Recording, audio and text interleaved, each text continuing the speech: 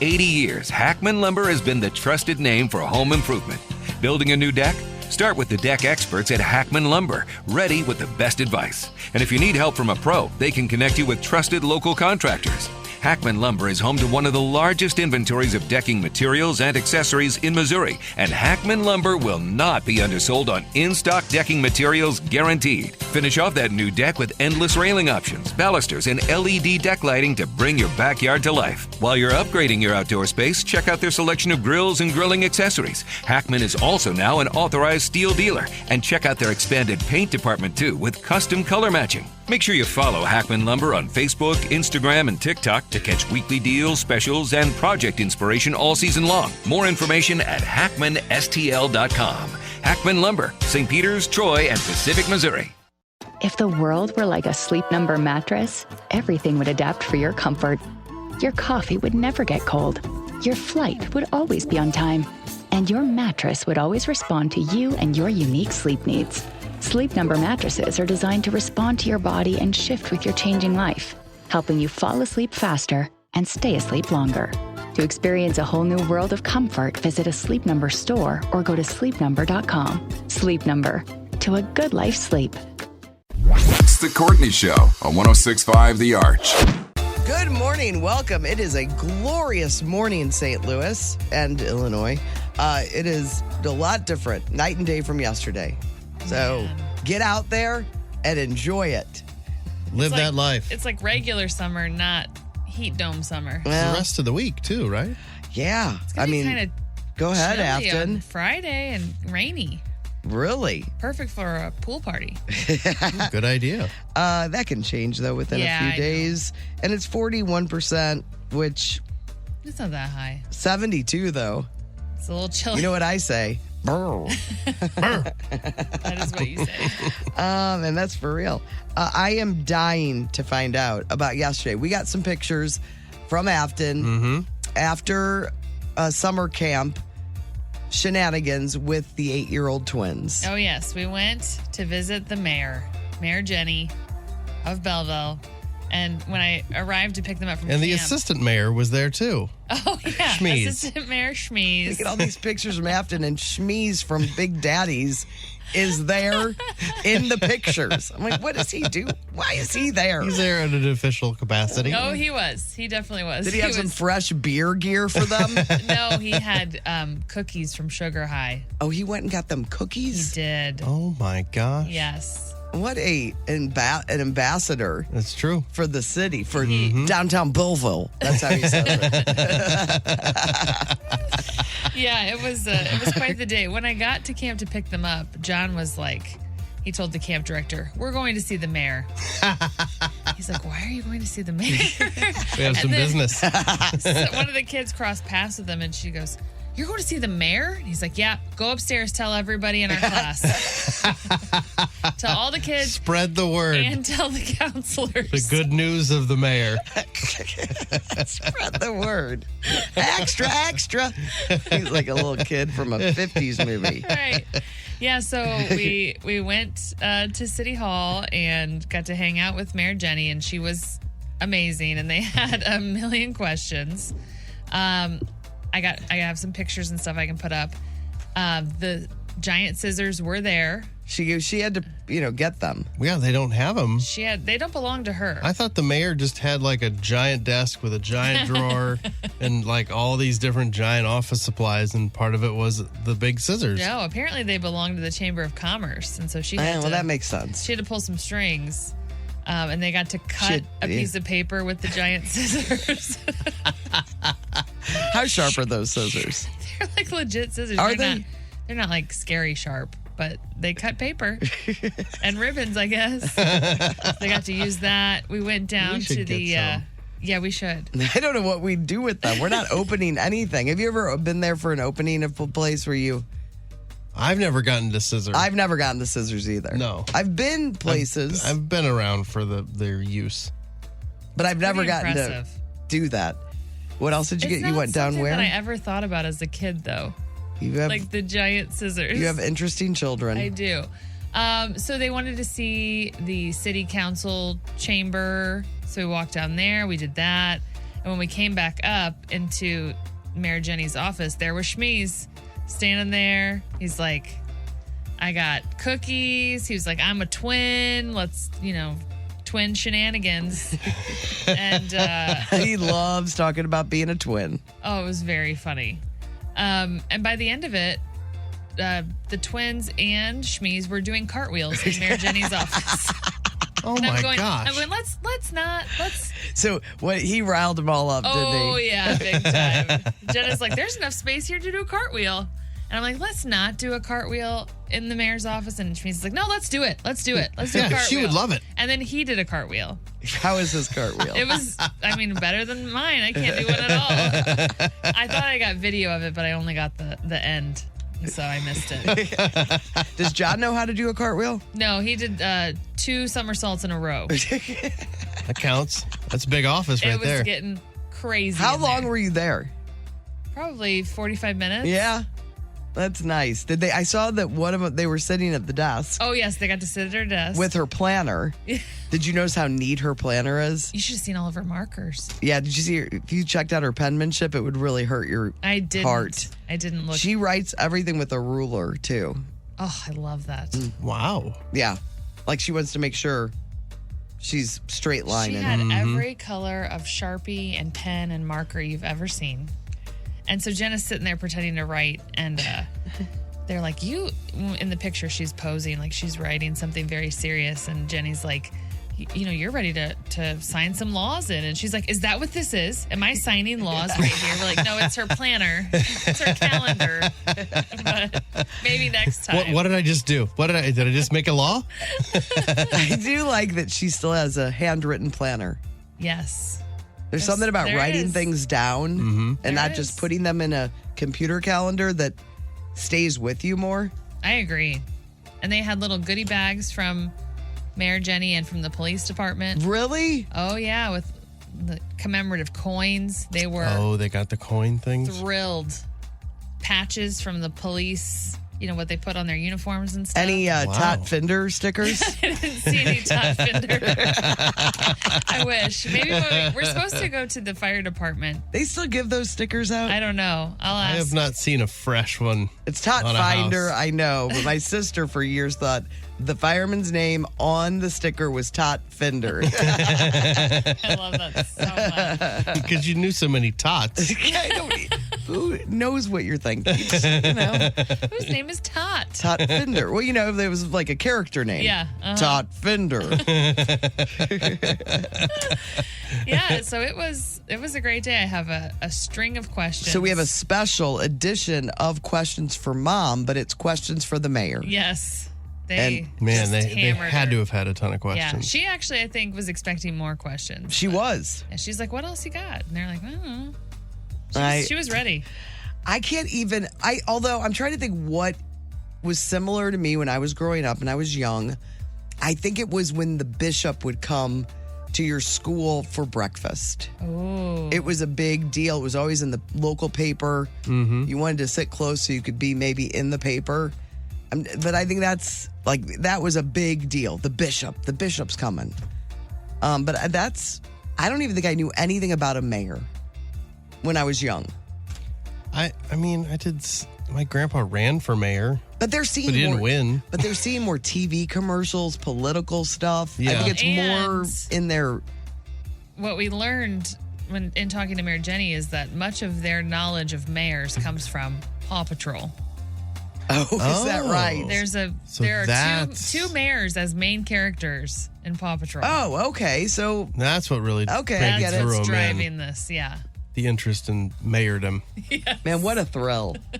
I loved all the pictures. You have to put all of those up. I will. They were so. Yeah, you should put them not on Funny. the story, but like Oh, yeah, I'll put them in our feed. in our feed. Yeah. Yeah, I didn't send you a couple. There's one where John's at the mayor's desk, and yeah, it was great. Mayor Jenny was very kind to let them come and pester her for an hour. That's so nice. That is so great. She's been pretty great with a group of friends of ours by reminding everyone daily to vote for me for Oh, the yeah. STL headliners. Schmeez showed me the text. He's like, look at this, Jenny, every day, Every vote, morning. vote. And some mornings it's really early. I just got a An early text. start. I just got a text from my friend Barb that said, "Can't wait to celebrate Courtney. Second, can't wait to sleep past 6 a.m. Not getting a vote reminder Not text. getting a wake up text. I mean, yesterday felt like it was very early. Oh, one day it was 5:54. Wow. Nick would be hot. When people text him early, he's like, "What are you thinking? Sorry you've been up, but I'm sleeping." Yeah, don't wake me up. Well, I can't wait to hear the questions from Mom. We'll do that. Let's see. We have a Who's on the Hotline today. I'm very excited about the person that I booked, and that's a little after 9. So probably 8 o'clock hour, we'll do questions for the mayor. Yes. That's a special edition. What else is going on? What'd you do yesterday, Brando?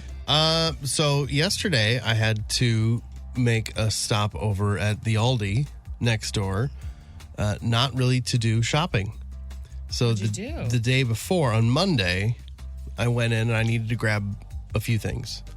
And so went through and grabbed it, and I had four things that I bought, like eggs and cheese and whatever. Went and checked out myself and, scanned it, threw my stuff in my bag, grabbed my receipt, walking out to the parking lot. And for whatever reason, I never look at the receipt. I just grab it so they don't think I'm a thief, because you're just walking out with stuff sometimes. And I'm walking out and I just happened to look at my receipt and it said $71. Whoa. And I was like, whoa, wait a second. It's like, did I? And my initial thought was like, did I grab the wrong receipt? Like, was there a receipt there and I grabbed it and then didn't wait for mine to actually come out, thought that it was done. And I was like, oh, maybe that's what I did. And I kind of keep walking. And I was like, no, wait a second. I might have just been charged Twice? $71 for 4 things. Like, what? Like 3 times. What did I do wrong? And so I stop and I kind of walk back into the store and I wait to talk to because there's always like one person at the checkout, and I explained to her, I was like, I just checked out over here. I don't know if I grabbed the wrong receipt or what happened. I'm like, but this says it was, I've got a $71 thing. I don't know where my receipt is. She's like, all right, well, let's look. And somebody was on that at that time. Once they finished, she scanned and like, well, let's just find your transaction. And it just shows you like how many items were sold. It doesn't say like what was in there. And I'm like, well, I had four things. So we're looking. There's nothing on there that has 4 items. So we check like another machine. Nothing has 4 items on it. And she's like, I don't know. Maybe. She's like, are you sure you paid for it? And I said, yeah. I'm like, I remember seeing the like approved. You don't pay attention to that stuff. Like, I remember seeing that, and I just grabbed my receipt, and I thought maybe I grabbed somebody left their receipt. She's like, well, I don't know. It's not showing up. And so she had thrown away that receipt. The one that you had with the $71 one. Because in my mind, I'm like, well, that's not my receipt. That's the wrong receipt. And so she threw it away. And then I went home and kind of like trying to figure out what had happened. And in my mind, I'm like, wait a second. I'm going to go on and see what I got charged. Yeah. Well, I got charged $71. What in the world? So I was like, what happened? But I remember on the receipt, there were more than 4 things. That's why I was like, that's not my receipt. Somebody didn't pay and left. Somebody didn't pay. And you went in, scanned your 4 things, and you paid for all their stuff. I paid for their groceries. That is so gross. And mine. That is terrible. Yep. So I went back yesterday. I found the transaction, and it doesn't show like what all was on. It just showed me my transaction for $71 and the time. So I printed that off and went in and just tried and basically explained, like, I think this is what happened. I'm like, I don't know if it was malicious or somebody just forgetful and thought they scanned. Let's hope it's that. Yeah, and did that and left. We're all a little blurry. We're just going through our routines. When you're doing all that stuff yourself, and you're bagging your own stuff, and I could see where, because I thought maybe I forgot to pay, and I grabbed the previous receipt, and now I'm outing myself like a dummy because I forgot to pay. But then, so I talked to like a manager there. And he's like, all right, I'm going to look it up. And he's like, what were you wearing? Because he got cameras. Yeah. That's what I was wondering. And we knew about the time that I did it. And so then he called me yesterday afternoon and said, I see you.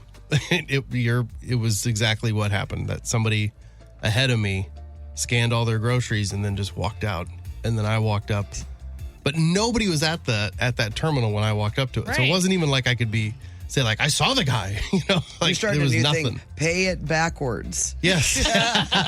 Somebody, he looked back and he's like, I think this guy's good for it. I've got your grocery bill.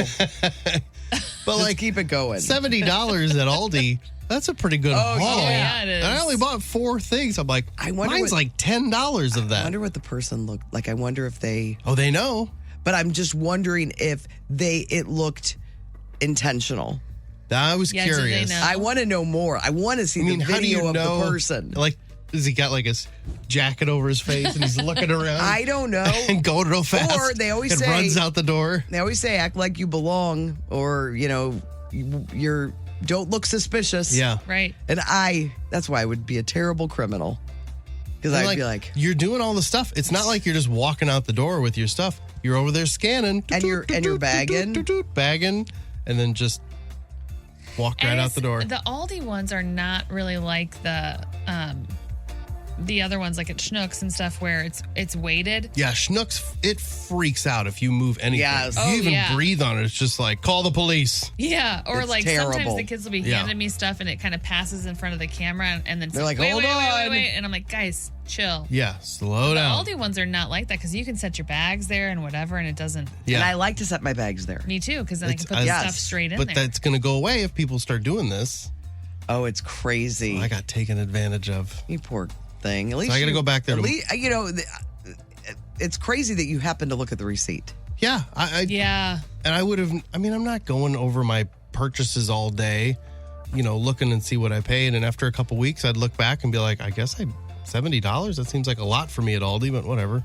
You wouldn't have even Must have known. needed a lot of stuff. Yeah, I must have got a lot of stuff, They but I did not- just happened to look at it and went, They didn't whoa, get wait a second. Way to go, man. So I got to go back there today and I'll get my refund. Yeah, I went Wow. yesterday Most of the I went the other way. Mm-hmm. Look at us just going left and right, Left and out right. of out of our building. Just So proud of exploring us. the world. I went to Trader Joe's to specifically buy something for Brando for food court that I read about, and they did not. They're out of them for the season. For the whole season. Apparently, I saw this big list of the best frozen items you can buy at Trader Joe's. So I'm like, well, I saw one, caught my eye. It was the key lime pie. Oh, like a whole key lime pie? Yeah, I don't know. Their stuff's small. So I don't know how That's big true. it is. So everybody raves about it. It's great. It's seasonal. So I went over there just to buy that. I knew I was going to get some apples and I needed some peanut butter, stuff like that. Just a couple small things. So I didn't even get a cart. I got a little basket. I hope you checked your receipt. She was heavy. She was real heavy towards the end because I had to get milk too. So anyway, the person that was in the frozen food knows everything. They're like, it's out. Just check in the back in case. They're like, no, and we won't get any more in until whenever it comes Really? out. Wow. It's supposed to go from, let's say May to August. Mm-hmm. Or, June to August. They just ran out of They're, them. well, they're out. And once it's out, it's out. Yeah. At least at that store. So, no, I was curious, though. Like, how would Do you like like key lime pie? I don't, but you do. It's I know one of I your, do. It's one of your favorite things. Yes. And wouldn't it be nice to know of a place right next door that has one of your favorite things that's good? Yeah. Because usually they're not really tart. It's just kind of No, like, I this like is just key lime. like cheesecake. I like it. I think I have some key lime yogurt back in the refrigerator that's been there for 2 weeks now. I have to pump myself up for yogurt. Afton's Same. the same way. I don't love yogurt. I don't yogurt, either. The yogurt I love is the most. I love the Noosa yogurt. Now that to me is the most delicious yogurt I've ever had. Does not feel like it's good enough for me. Like it's Healthy? doing. Yes, feels like this could be pudding with a hint of fruit. I mean, it is one of the most. Have you ever had the Noosa? No. It's one of the most delicious. You don't need anything in it.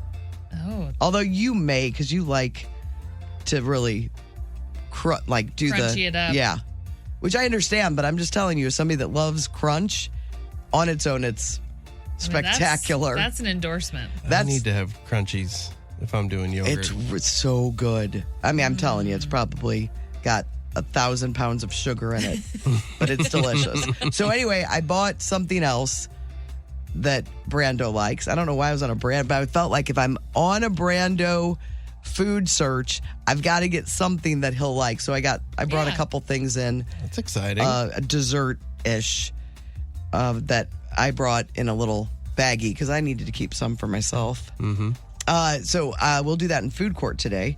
I wanted to ask you, Afton, Big Brother, how you liking it this season? We haven't even talked about it. Yeah, People are talking good things about it. it's very early, but so far, I'm really enjoying it. Because it's got two of my Survivor people in it. And apparently Good they're ones, really too. mixing it up, especially Devon's. They're doing great. Yeah, Dee got the first head of household. Devon's got the second. I mean, that's like perfect for me. And I made the mistake. I do this every year with Big Brother. Last night, get the twins down, get all settled in with my ice cream sandwich, turn on the TV. I'm like, where's Big Brother? It wasn't on last night. It's not on Tuesdays. It's Wednesday and Thursday and Sunday. Jesus. That's all. It's only Wednesday, Thursday, Sunday. Oh, my Get your head gosh. in the game. So I was not happy. But I'm really looking forward to tonight because we get the second half of that big blow up that happened at Happened at the very nomination. end, right? Mm-hmm. Big blow up Real at the cliffhanger. nomination. I'm sure a lot of people know because they watch the feed. And then there are tons of my algorithm on TikTok will very soon be live feed spoilers and stuff. And I got to decide, am I going to be that person this year or am I going to just let it happen? Oh, yeah. I didn't Yeah, man, think it really about would that. take a lot to hide it, I would think. Yeah. Especially if you're going in on one story, then boom, you're finding out. Yeah. There's a lot of that on TikTok. So I need to try. I think I'm going to try to stay away from it this year. Last year I was like, ooh, what's going on? I read something about they're calling Julie, Miss Julie and Aunt Julie. Oh, yeah. They do all Why kinds are we of- doing this with these hosts? Yeah, it's stupid. Like children. The girl from Alton got kicked off first, right? Yep. She lives in Chicago now, but She's originally from Alton. yeah. Yeah, she was first out. Bummer for her. The other girl from Wildwood, she's still on She's it. still in. What's her name? Haley? Haley. That sounds right. Well, that's good. We've got some local flavor in there at least.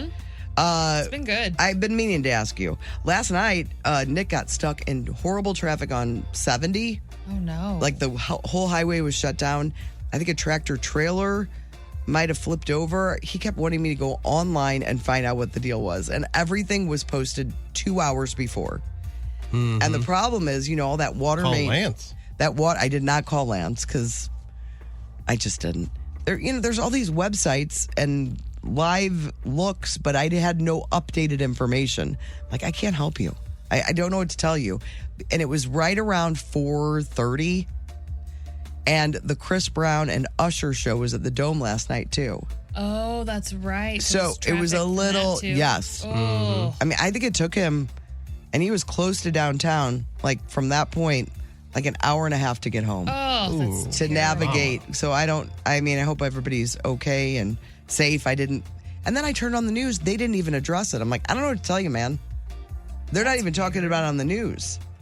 So I don't really, and once he was home, I didn't check into it. But big night downtown and sleepy people that aren't up now if they went to that concert last night at the Dome. Tuesday night concert at the Dome. Ugh.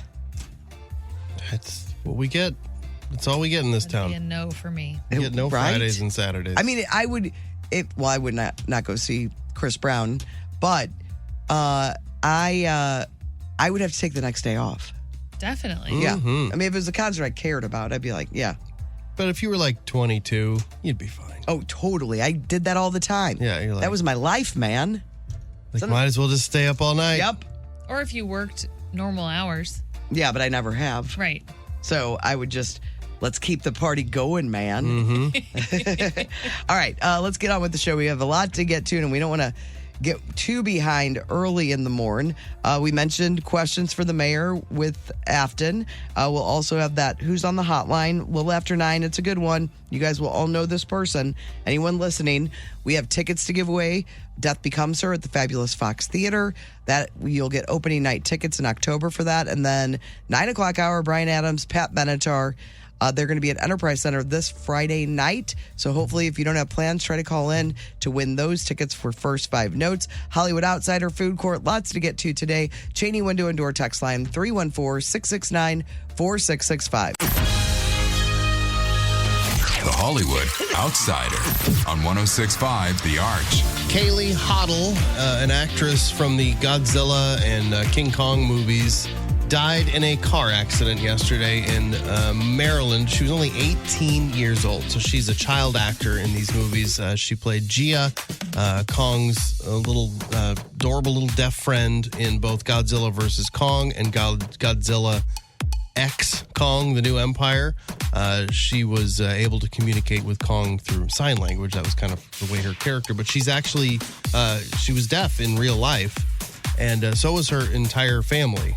But she was in a car accident. The police report said she was a passenger in a car that left the road and crashed into a culvert. They say excessive speed was said to be a factor. The driver was a 19-year-old man. He was hospitalized with non-life-threatening injuries. So just a sad story. Terrible. She seems like, So young. yeah. Her there's a really heartbreaking video of her dad delivering the news. So he is deaf also, and so it's a video, like a TikTok video, but he's doing it all in sign language. But so you don't know what he's saying, but you like his emotion is conveying the whole story. So, but yeah, Kaylee Hotley is her name. Jason Kelce confirmed that Travis and Taylor Swift performed a duet at their wedding. They sang, we don't know what they sang.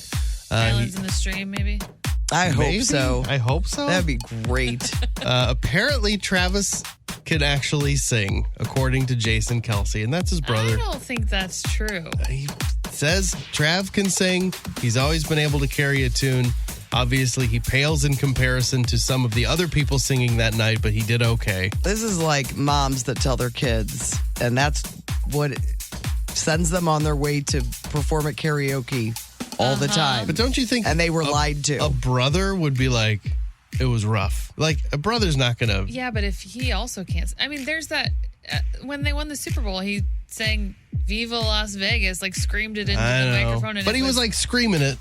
I know, but still. We need to see some video proof. And Jason did not cringy. mention what song they sang. Audiobook streams of The Odyssey have jumped since the movie came out. Spotify says it's on track to be up about 680%, which is pretty impressive. Are you going to go see it? I would like to, yes. If I can get time to go, because it's 3 hours. Yeah. I would like to see it in the theater. Yeah, it seems like your thing. Oh, absolutely. I mean, this is made for a you. This is absolutely, yeah. Because I saw Troy when that was in theaters. I went and watched it by myself. Yeah. Like a nerd. But yeah, I would like to see it. And it sounds like this is a better movie. Have you ever been to a movie by yourself? No. I've been to one movie by myself. Did you like it? I thought it would be a trend that I would do, and then I got fired from the job I had to make this a trend. I was working nights at Extreme, and I was like, "Oh, I can go see a movie at that little theater at Union Station, and that'll be my thing I do before I go into work." I did not enjoy it. I've gone to another movie by myself when I was traveling for work. Yeah, I get it. It's totally fine. I don't You're think just there's like, what anything am I wrong supposed with to it. do with my time tonight? I'll go watch a movie. I went and saw, mine was Hope Floats. Oh, nice. I don't remember what Which I did saw. not like when I saw it. Now, when I see it, I like it more for the nostalgia, but I didn't think it was a very good movie. It's kind of weird. Yeah, it wasn't my favorite. But I've gone by myself for the early release stuff. Yes, now, okay, I've done that. Yeah. I've done that a fair amount. I felt real creepy when I went and saw Magic Mike by myself in a tiny theater on Manchester at the De Pere in that little basement screening room that they've got. I was feeling all kinds of emotions. Oh, creepy. Yeah. Moving on, Rosie O'Donnell says she paid $90,000 for her facelift. You know, she admitted to getting a facelift back in May. Before She that, looks she's like, incredible. I want to see her face. It was all this bottom That's what she said. Yeah. She said she lost 60 pounds because she went on Mounjaro, and she's like, look, I took a weight loss drug and it helped me lose weight, but she said she had a lot of excess skin on her chin and it made her look, quote, sad. Yeah. It just made me look sad all the time. Just her regular face, it drooped. Yes. And it made it look like she was scowling. Yeah. She's like, I wanted to get rid of that excess skin because of, all the weight loss. She was tired of people walking by her and saying, smile. Why so sad? Why so sad? Why the long face? Malcolm Jamal Warner's widow is suing his mother over his estate. She says she's owed $1.2 million from their prenuptial agreement. Unfortunately, his most recent estate plan was created in 1996. That was decades before she or their daughter entered Malcolm's life. So there's like a prenup. Why would this mom keep the money away from the kid? I mean, he's got a kid. I know, but the estate doesn't mention her at all because it was made well before her. I get on all that, but so it's like she's going the route of the prenup. But yeah, you would think mom needs to do the right thing. But I don't think it's his. Well, it says their daughter. Yeah. Why does it say their daughter entered Malcolm's life? Did he adopt her? Maybe is it like you know what I mean? Why does it? I don't have any idea. Malcolm Jamal Warner, you may remember, died tragically about a year ago in a drowning accident while vacationing in Costa Rica. He was only 54.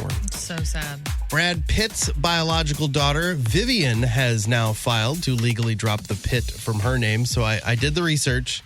Out of the 6 kids, only their son, Knox, continues to publicly use Brad Pitt's last name. And he's got it hyphenated Jolie Pitt. And he's the twin of Vivian, right? Is he? I don't remember. But yeah, 5 out of 6 have dropped or are in the process of legally, not just, I'm not using it anymore. They're going through the process. Not good stats for Brad. Not good. Last month, Tom Holland confirmed that he and Zendaya are indeed married, but Zendaya has yet to really say anything about it. It's really, we're going off of what Tom has said. Well, on Monday, as she was walking the red carpet at the Spider-Man Brand New Day fan event in Mexico, a fan shouted, "Will you marry me, please?" And she said, "You're too late." Aw, that's cute. So she's confirmed it, I guess. Speaking of Tom Holland, not going to like this. Apparently, he hates corn dogs. So he and Matt Damon were doing a press event for the Odyssey, and Holland was dead to me. Holland was asked to name the worst American food, and he said, "You know what I don't love? Corn dogs." Oh my gosh, how do you not love a corn dog? You got the sweet, you got the savory. Well, it's and Matt Damon was on stage with him, and he chimed in and he said, "I can't say that I disagree with you. I never got it, even as a kid." Well, you need to have a good one. I don't think these people have been to fairs. Maybe not. Probably not. Like if you're having a frozen corn dog, I get it. I think they can be a little mushy. They're just not my thing. I think they have an aftertaste that I don't love. I've tried them all. I don't love them, but you get a fresh one. Somebody sent a picture in from the place, not the place you talk about, but the other place in Springfield that I think it's a stand.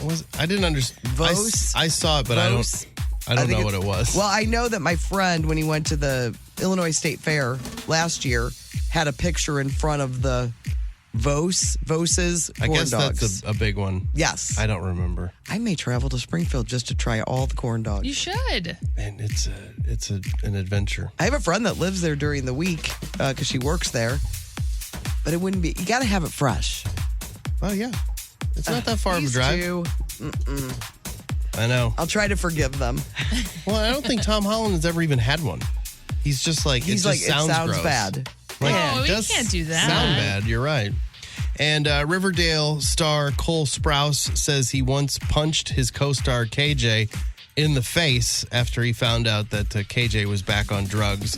KJ was asked about it too. He said, "Yeah, he hit me because we were in a strip club, and at this time I was doing a lot of drugs, and a lot of my close friends were worried about me."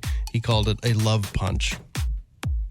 My nieces were real into that show when it was on. I know Riverdale. People are into it was a teen soap, but it was the Archie's characters. But the guy that was Archie had red hair but it was clearly dyed red. He was I think that's that AJ guy. Was Archie. I think he's very handsome. He's very handsome. But he's got like black eyebrows and red hair. And all the hot people from our era were their parents. Oh, really? Yes. Yes. Like Tiffany Amber Thiessen or something. I'm looking it up right now. Riverdale. We have, let's see, Luke Perry. Oh, wow. Skeet Ulrich. Oh, Skeet. Mark Consuelos. Oh, that Lachlan Monroe. You'll know him if you looked him up. Okay. Chad Michael Murray. He was in that? I don't know if he was a parent. I'm trying to find females. Molly Ringwald was in it. Oh, yeah, that guy. Yeah, you know what I'm talking about? Uh-huh. You got to look at that Archie guy. It's weird. Here, where's the Archie guy? Why wouldn't they just find a redhead? KJ Appa. I don't even know how to say his name. Yeah, he's dark hair. Yeah, but they gave him like this dyed auburn hair. It looks like a comic book. Yeah, look at that. That's weird. Like, why would you do that? No, and he doesn't have any freckles. No, he doesn't look like Archie at all. There's so many freckle pens out He there. only looks like Archie from the hair up. You know, have you seen the freckle? Oh, I have, yeah. Yeah, they could have freckled him up. Anyway, I'm Brando, your Hollywood Outsider. I saw this and immediately thought of our own adorable Afton. What if I said adorable Brando? It would be uncomfortable. Well, you called our boss cute. It would be true, I though. did. You look so cute. All right. So there's this post that's going viral online. Somebody wrote something along the lines of, every 3 years or so, a new water bottle brand comes out and middle-aged women go crazy. It's true. It says middle-aged women in the post, but I think it's a female thing. So I'm going to name the hot water bottle, and you tell me if you owned one. Okay. And if you did own one, how many? Okay. If you can recall. So this is not like going to the convenience store grabbing a bottle of water. Nothing to do with that. This is a like this. refillable. This is when we decided we couldn't leave our house without water because we may die. We need hydration. We need it at all times. Yes. And it's almost like an accessory. Mm-hmm. Okay.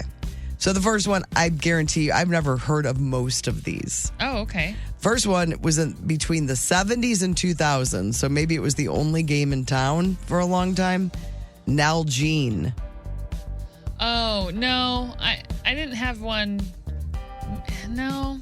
I don't No? think so. Okay. I've had them for the kids at different points. You have, Yeah. but nothing that was a part of your outfit. No. Next, from 2010 to 2016, the Camelback. No, I did not have a Camelback. Did you? My brother had a Camelback that was actually the backpack one. Oh, okay. It's called an Eddie. I don't know. All right. So far, you haven't been, it hasn't gotten you in its grasp yet. Not yet. Swell. It's like S''well. Oh, yeah. Yeah. You had that from I did. 2016 to 2019. Yeah, I had a Swell. Hydro Flask. Yes. I had 2 Hydro Flasks. Okay, that was I had a 2019. pink one and a bright blue one. Okay. Yeti Rambler. I didn't have the Rambler. I had the Yeti, just the coffee cups. Okay. Simple Modern. No, I don't even know that one. Okay. Stanley. Well, yeah, I've got. How many? I have 4. Do you have to stop yourself sometimes from buying new ones? Yes. I'm a Stanley fan. I have 2. Yeah. I don't have a 1. And I mean, your kids have them too. I mean, we have. Amelia Oh my gosh. had to have one, even though she claims to, be above all of that stuff, but yet she's pretty basic. You should see the one that Beck had. Ryan's been using it this week doing his yard work. It's like, it looks like a bank canister. Does it look like the one Nick bought online? That No, is the most ridiculous that's the one biggest thing I've ever seen. This thing is so tall. He'd have to it's put a huge. seatbelt around it if he put it in his car. I'm That like, is oh, is that your passenger? He can ride in the carpool. Well, because lane I with think it that. was so heavy that Yes. the seat recognized something in Yeah, it, you had to put the seatbelt and on. so the seatbelt would ding. I had one of the the Walmart ones. Remember in yes, I sure do. I had one of those Ozark. No. Oh. In Veep. Remember I can't remember the guy's name. He was in the later seasons. He was like the president's chief of staff or whatever, and he had that giant thermos thing that he would drink out of. Yeah, but it's called it has a name. It's like a little chugger or something. Yes. I have one of those. Yeah. Little chugger. It's something like that. That's good for baseball, though. This was, I would take it to the beach and fill it with booze. Oh, okay. Which is what he would use his for, too. All right, and then now the big one in the past few years, Awala. Yeah, we have a bunch of Awala. You have a bunch of those. And then Amelia got one of those, and now she's got two of them. And so she doesn't use the Stanleys anymore. I had to get all these Stanleys, and then now she doesn't use those. Oh, well, that's she uses the And then they just Awala. there's no good way to store them. No, they're the worst things for a home. Yeah. And now that's the new giveaway at golf tournaments. Some kind of insulated metal cup Yeah. with a lid on it. But when you get a good The one, lids. they're amazing. Because they You keep find stuff one, cold forever. and that's what you end up using for a long time. But remember when we thought Tervis was? We thought Tervis was actually doing something. I remember Those are terrible. I'd go on a trip and they would pack their Tervises. It was the big thing at the beach. And they are not doing anything. No, but they were the biggest. Yes. I totally forgot about Tervis. We still have some of those. Yeah. I thought it'd be a fun question of the day today to be for you guys, not for water bottles specifically, but you can't stop buying these things. Oh, yeah. Every time you see one, you have the instinct and the need to buy them, even though you don't need any more. But it's just something that's an obsession with you. So you can text us. The thing you have to stop yourself from buying because you have so many. You can do that on the Cheney window and door text line. We'd love to see your responses to that. 314-669-4665. The Courtney Show. Can't wait to show my friends today. Best thing I saw yesterday. Best Things is sponsored by Kinwell Senior Living in Chesterfield and Sunset Hills. Personalized support, local community, peace of mind. You can see them, kinwellseniorliving.com. Schedule a visit. On the blog today, I put a video. It may be AI. I don't know. We're off to a good start. I'm just telling you, it brought me joy when I saw it this morning. I gotta see it. So a guy goes to the park, takes his blender and some cucumbers. You know, it's been hot all over the country. Yeah. And I've seen ducks that aren't near water panting. Aw. Ducks and geese, they're hot. It makes me really sad. Luckily, I have lots of water right near me. So I don't have to worry about that. But this guy went to a park, brought his blender, brought some cucumbers, and made some squirrels cucumber juice and put it out in little cups, and they loved it. Aw. I hope it's real. He's talking to them when they come by, and he's like, it's organic. It's good electrolytes for you. And the cucumber, he has a cucumber sitting there like just as a prop for his cucumber juice lineup that he's got for the squirrels, and one of them takes it.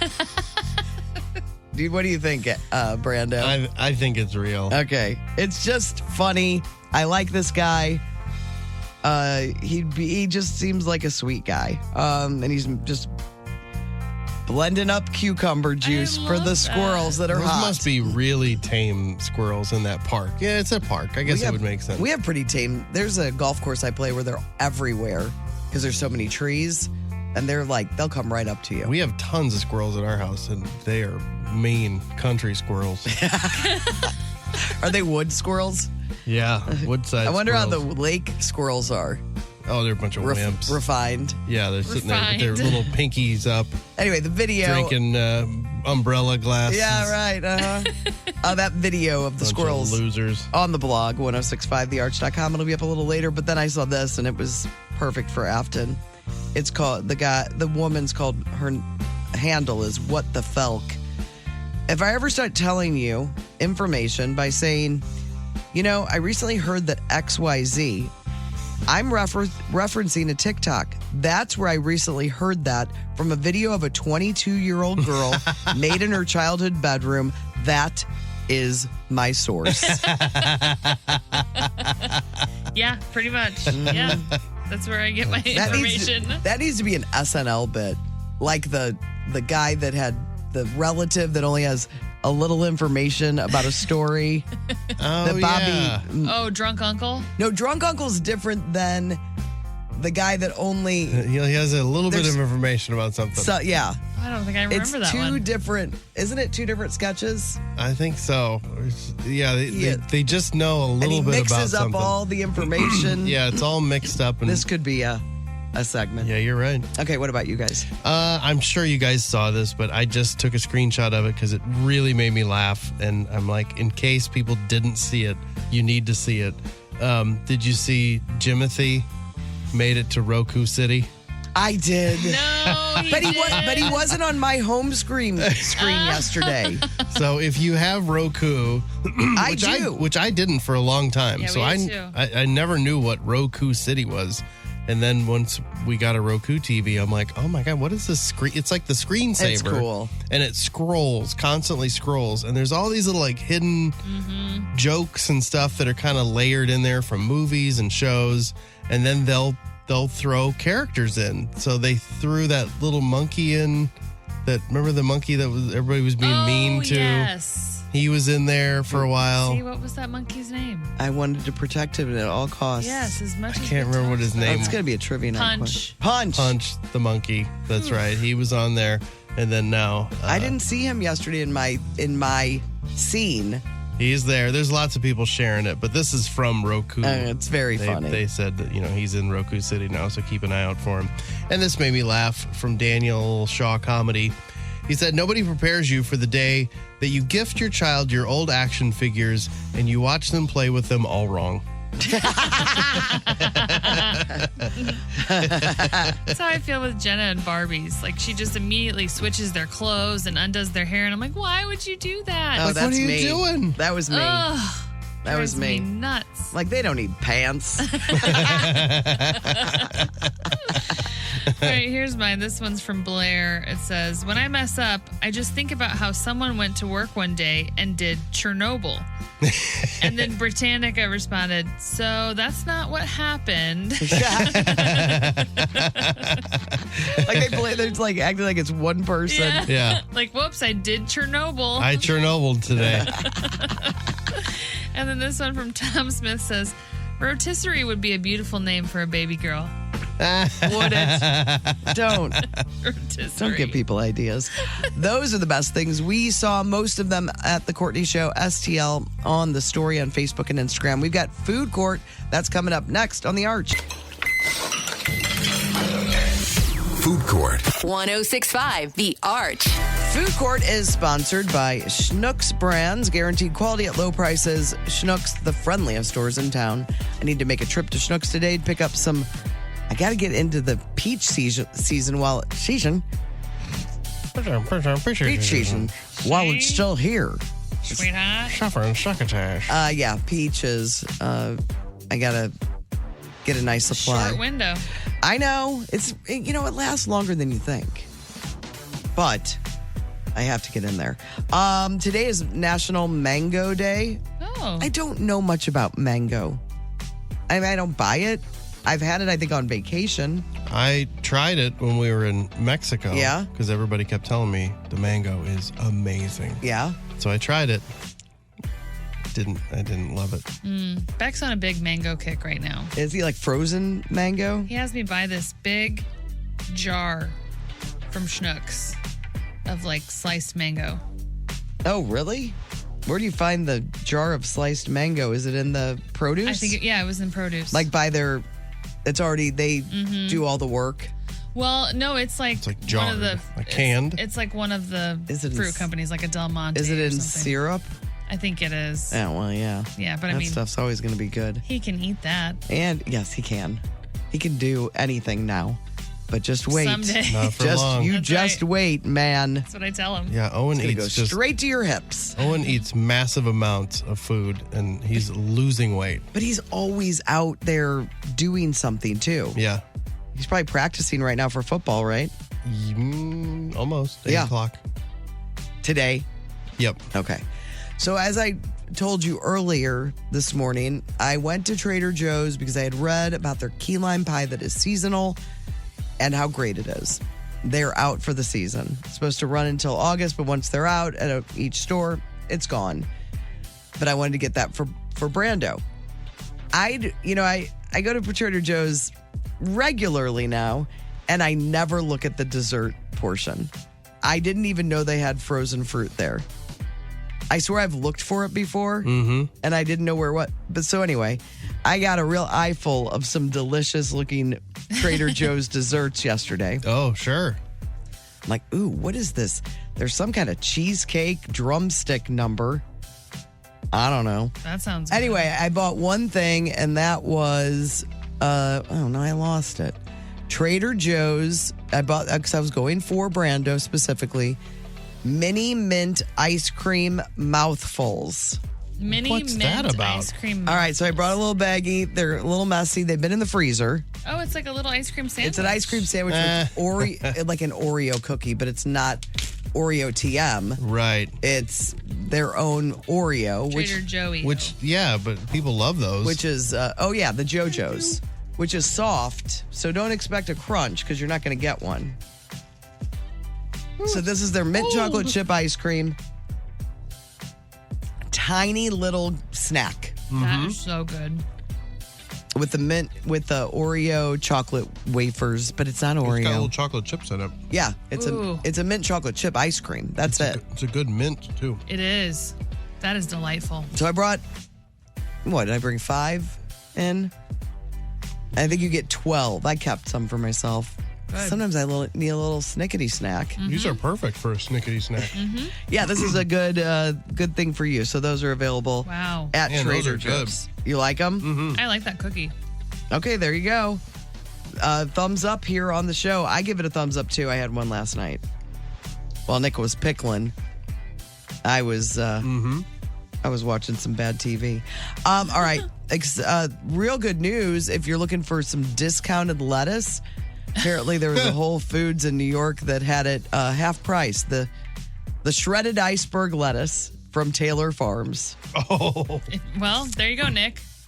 Yeah, But they're fine, you got to right? go to New York. Parasite. So some people were joking online. Somebody took a picture of it and posted it. It said, "Ooh, discount diarrhea." Others were outraged.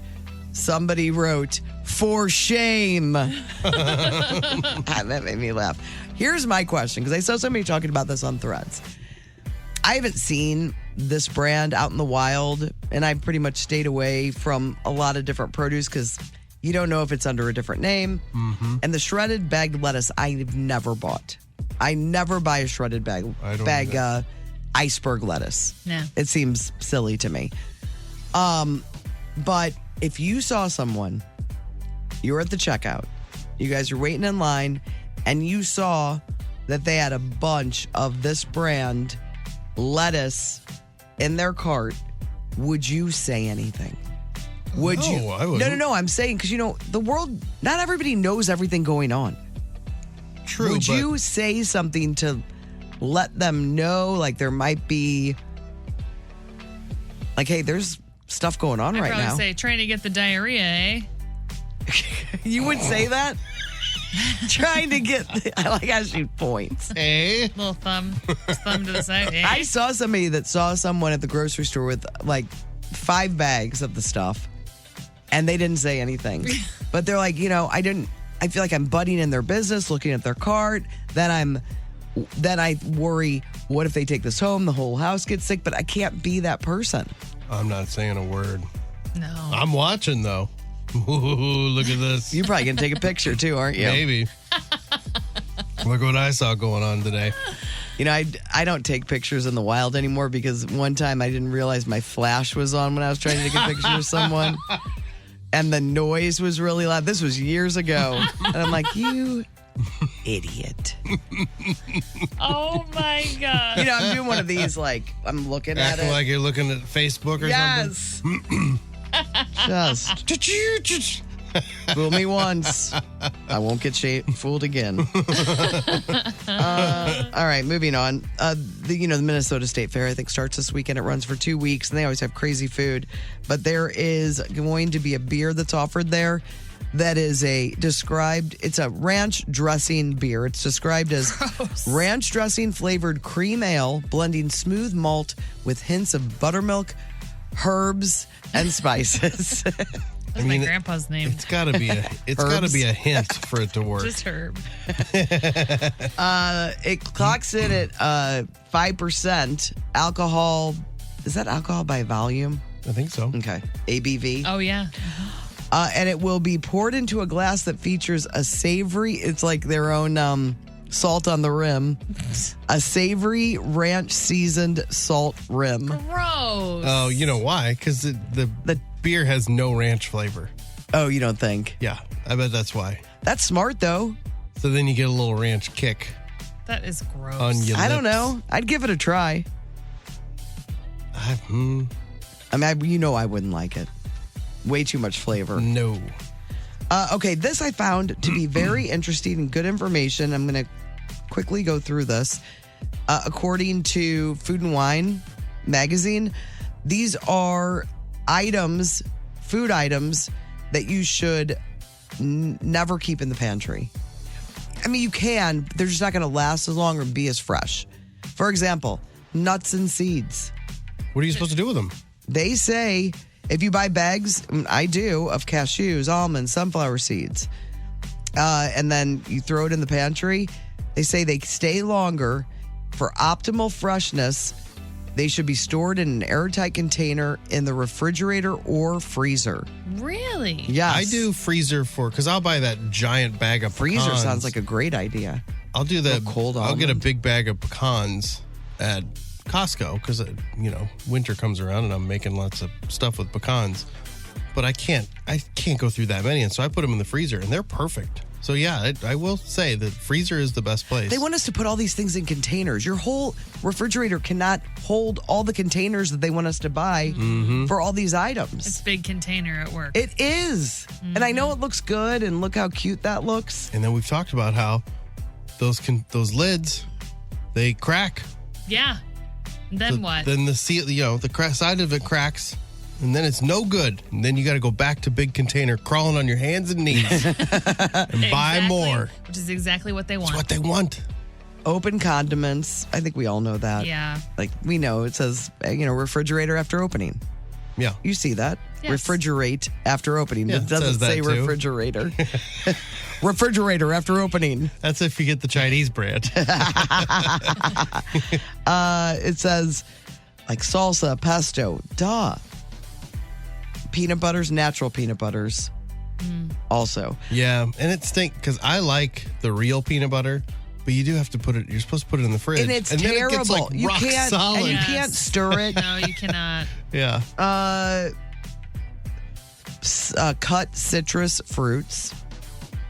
That makes sense. I mean, Who's throwing half a lemon on the counter? Yeah, that's what I'm asking. Who is not putting this in a Within refrigerator? day, you can They tell were something is happening. They were looking for something to add to this list, so it wasn't like 3 things. Yeah. 10 things. And then most of them you know. fresh nut butters. Okay. Because like I'll get the fresh stuff every once in a while, like the cashew butter or Where you like grind almond it butter, there? grind it right there. And it doesn't say anything about refrigerating. Really? No, I don't think it does. But it makes sense if you got to refrigerate the fresh peanut butter. Yes. So there you go. Tomorrow, deep tease for you. I have another Food and Wine story. Food and Wine magazine. They tried 15 jars of creamy peanut butter, and there was a clear winner. Uh-oh, is Greg coming in? Oh, boy. Greg is not coming in. Do we need to consult with him first? He's not gonna be happy. Ooh. That is your food news for the day, and it's sponsored by Schnucks, the friendliest stores in town. You can do it. I see dead people. Hello, Newman. Where's the beach? What you talking about, Throwback Live. Throwback Live is sponsored by Siding Express, an elite preferred James Hardy contractor. You can get an instant quote, sidingexpress.com. All right, we've got our contestants all lined up 4, Throwback Live. Afton is going to be playing for Beth from Collinsville. Brando, you've got Brian from Granite City, and I'll be playing for Kelly from O'Fallon up for grabs. It's a big ticket this week, so everybody wants this. A pair of tickets for the opening night of the Tony Award-winning hit musical Death Becomes Her. It's running October 13th through the 25th at the fabulous Fox Theater. Hey, welcome to Throwback Live. I'm your host, Tim Convey, here with The Courtney Show and Marty. How's everybody doing? Good. Spectacular. Yeah? Mm-hmm. Marty, I heard you do a weekend shift on the air recently. It was great. Thank you. Yeah. That was a Friday, probably afternoon. Might have been a Friday afternoon. Oh, I was going to During say. Donnie's radiothon. Oh, yeah. Yeah. Back in the saddle, baby. It's good. You can help them out. Oh, I was hitting posts. Yeah, you That were. means talking right up till when the lyrics start. Yeah. The thing that listeners really enjoy. Oh, they love On Casey, especially. especially Yeah, on Casey, Casey, they yeah. love when you talk over the music. It's their favorite thing. But it was, yeah. Any complaints today? Oh, there's complaints every day. Every day? Yeah. About us? No, usually Casey. Oh, okay. Why'd you play this song? Why do you play this song? How come this song gets played? Why don't you play these songs? So helpful. Every single day. That has to be fun. Handwritten letters or emails? They're feedback emails. Okay. Carrier pigeons. You going to play that new heavy-duty Nickelback song? Have you heard it yet? I did hear it yesterday, but we don't play new songs on that station. Oh, okay. Never? Never. I thought there was a time when... There was a time. Foo Fighters, right?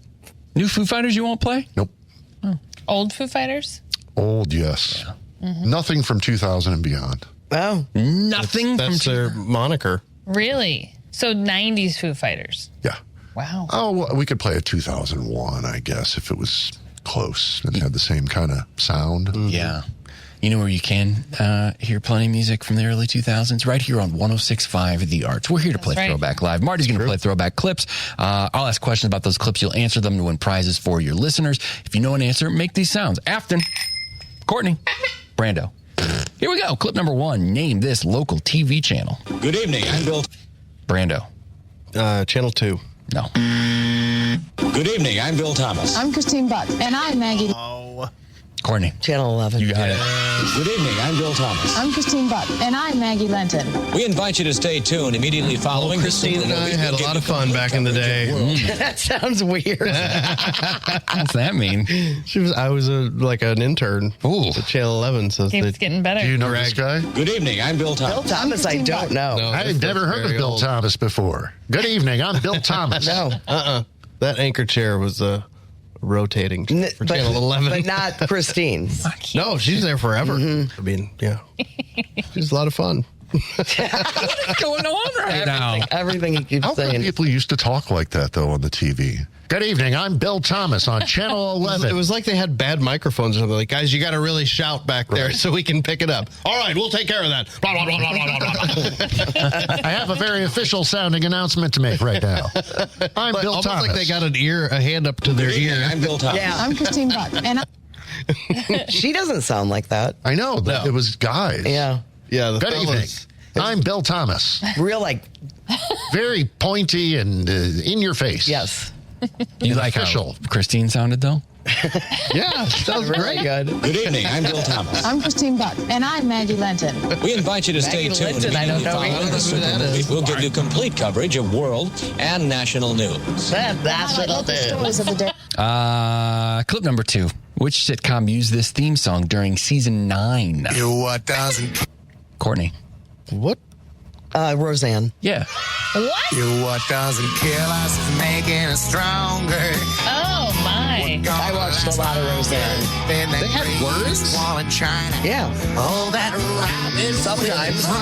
Season 9, apparently. And at the end, she goes, ha! Yeah. I don't They remember the love that. words. Blues Traveler, huh? John Popper was in that. Is that him? He guest starred on the show. Had to be. what doesn't kill us is making us stronger. Oh, yeah. Harmonica. You hear that harmonica? I get a great John Marty Popper, loves a I harmonica. hate the harmonica. but loves duck calls. Yeah. That's what he listens to in his car. It's a good mix. Courtney's got 2. Nobody else on the board. Clip number 3. Name this actor. I want you to fix my chopper before I stomp your... I Landry. don't know why I'm doing this. I don't know. Brando. Jack Black. You got I it. want you to fix my chopper before I stop your goofy ass. Now this is happening.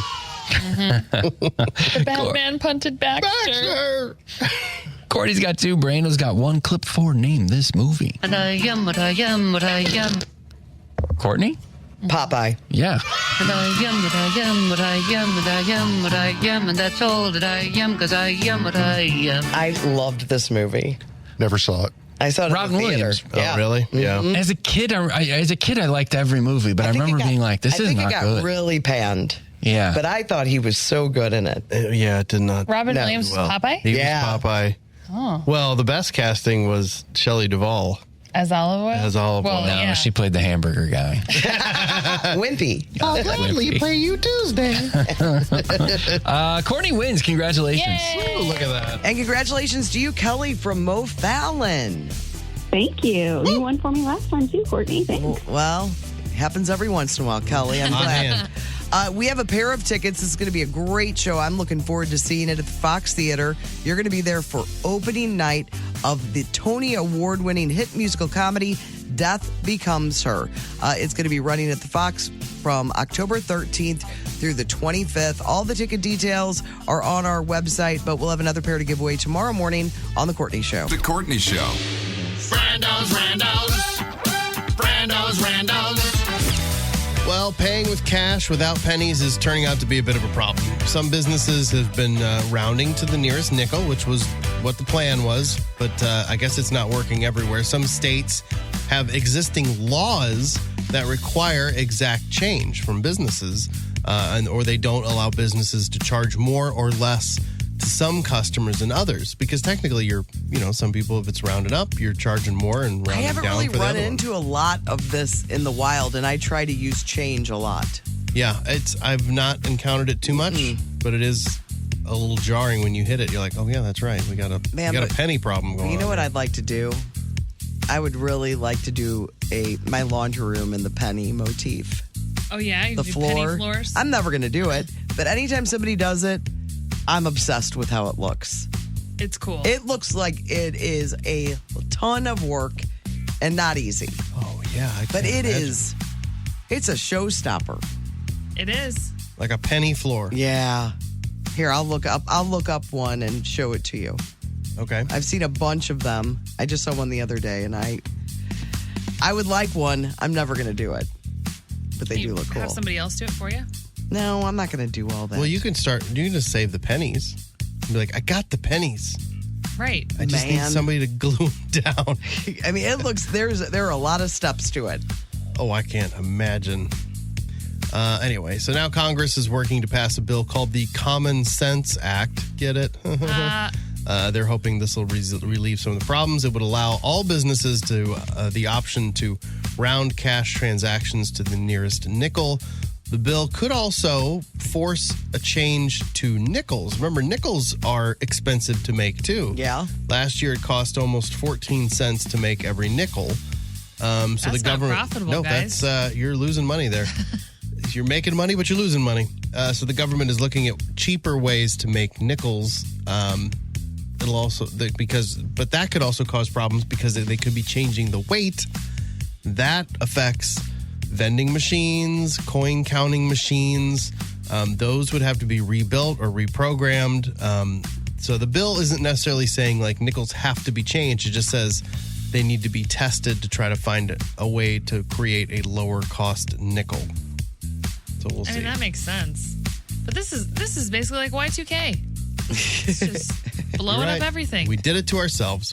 A family-owned shoe store in East London was struggling, and it got an unexpected lifeline after the owner's daughter posted a TikTok featuring some of their vintage Y2K shoes. Speaking of Y2K. The video quickly racked up hundreds of thousands of views. Tons of people started showing up. All these younger customers were like, I'm going to check out this store. At one point, there were even long lines outside of the store. They had a closing sale sign up in their window because they're like, we're going out of business. They have now taken that sign down, and they seem to have been able to salvage their business. What kind of shoes? Doesn't say. I do love a story like that. Uh-huh. That is It makes you feel good about the social world. media is not all terrible. No, you're right. Sometimes there's good that comes out of it. Yeah, I like that. Mostly bad. Sometimes you save a shoe store or you shine the light on a raccoon. It needs a little help. Health experts say that all the texting, scrolling, and swiping can lead to what they're calling texting thumb. Symptoms include stiffness. That's not what my problem is. Throbbing near the thumb joint, even clicking when you bend your thumb. Like if you bend your thumb, does it click? Why are they not clicking? They say it's because of the smartphones are so much bigger and heavier now. I remember because I had a tiny phone for a very, very long time. And then I finally it was dying and I had to get a new phone. And I did not like the new phone. Like, it's cool that it's big, but I'm like, I can't. It was easier for you to hold in one hand. Yes, and do stuff. And I got some whopper hands. Yeah, you do. And I can't imagine what people that have, you normal folks with your tiny little hands that can barely do anything, really. How can you, I don't. Well, what about use that, one hand on those callus phones that we have now from it? Do you have that? I don't have that for texting or anything. Where is it? Where's the on callus? Your pinky from holding your phone with one hand. I don't. I have it. It's a problem. I don't have that. Oh, from like this at the bottom? I have a bump on my right wrist from the mouse, my computer mouse. But it's not bad anymore. It used to be terrible when I had my old job, when I was just sitting in front of a computer all day. Click, click, clickety, click. It was noticeable. Like it stuck off my hand. People didn't like me. Because I was deformed. Anyway, they say you should take breaks, change up how you hold your phone. All of this. They also say you should do daily thumb and wrist stretches. We're not doing that. Experts, knock it off. Do it when you're doing your tongue stretches, too. Yeah. Or your A-E-I-O-U. And then you're doing this at the same time. Just smoke and stretch.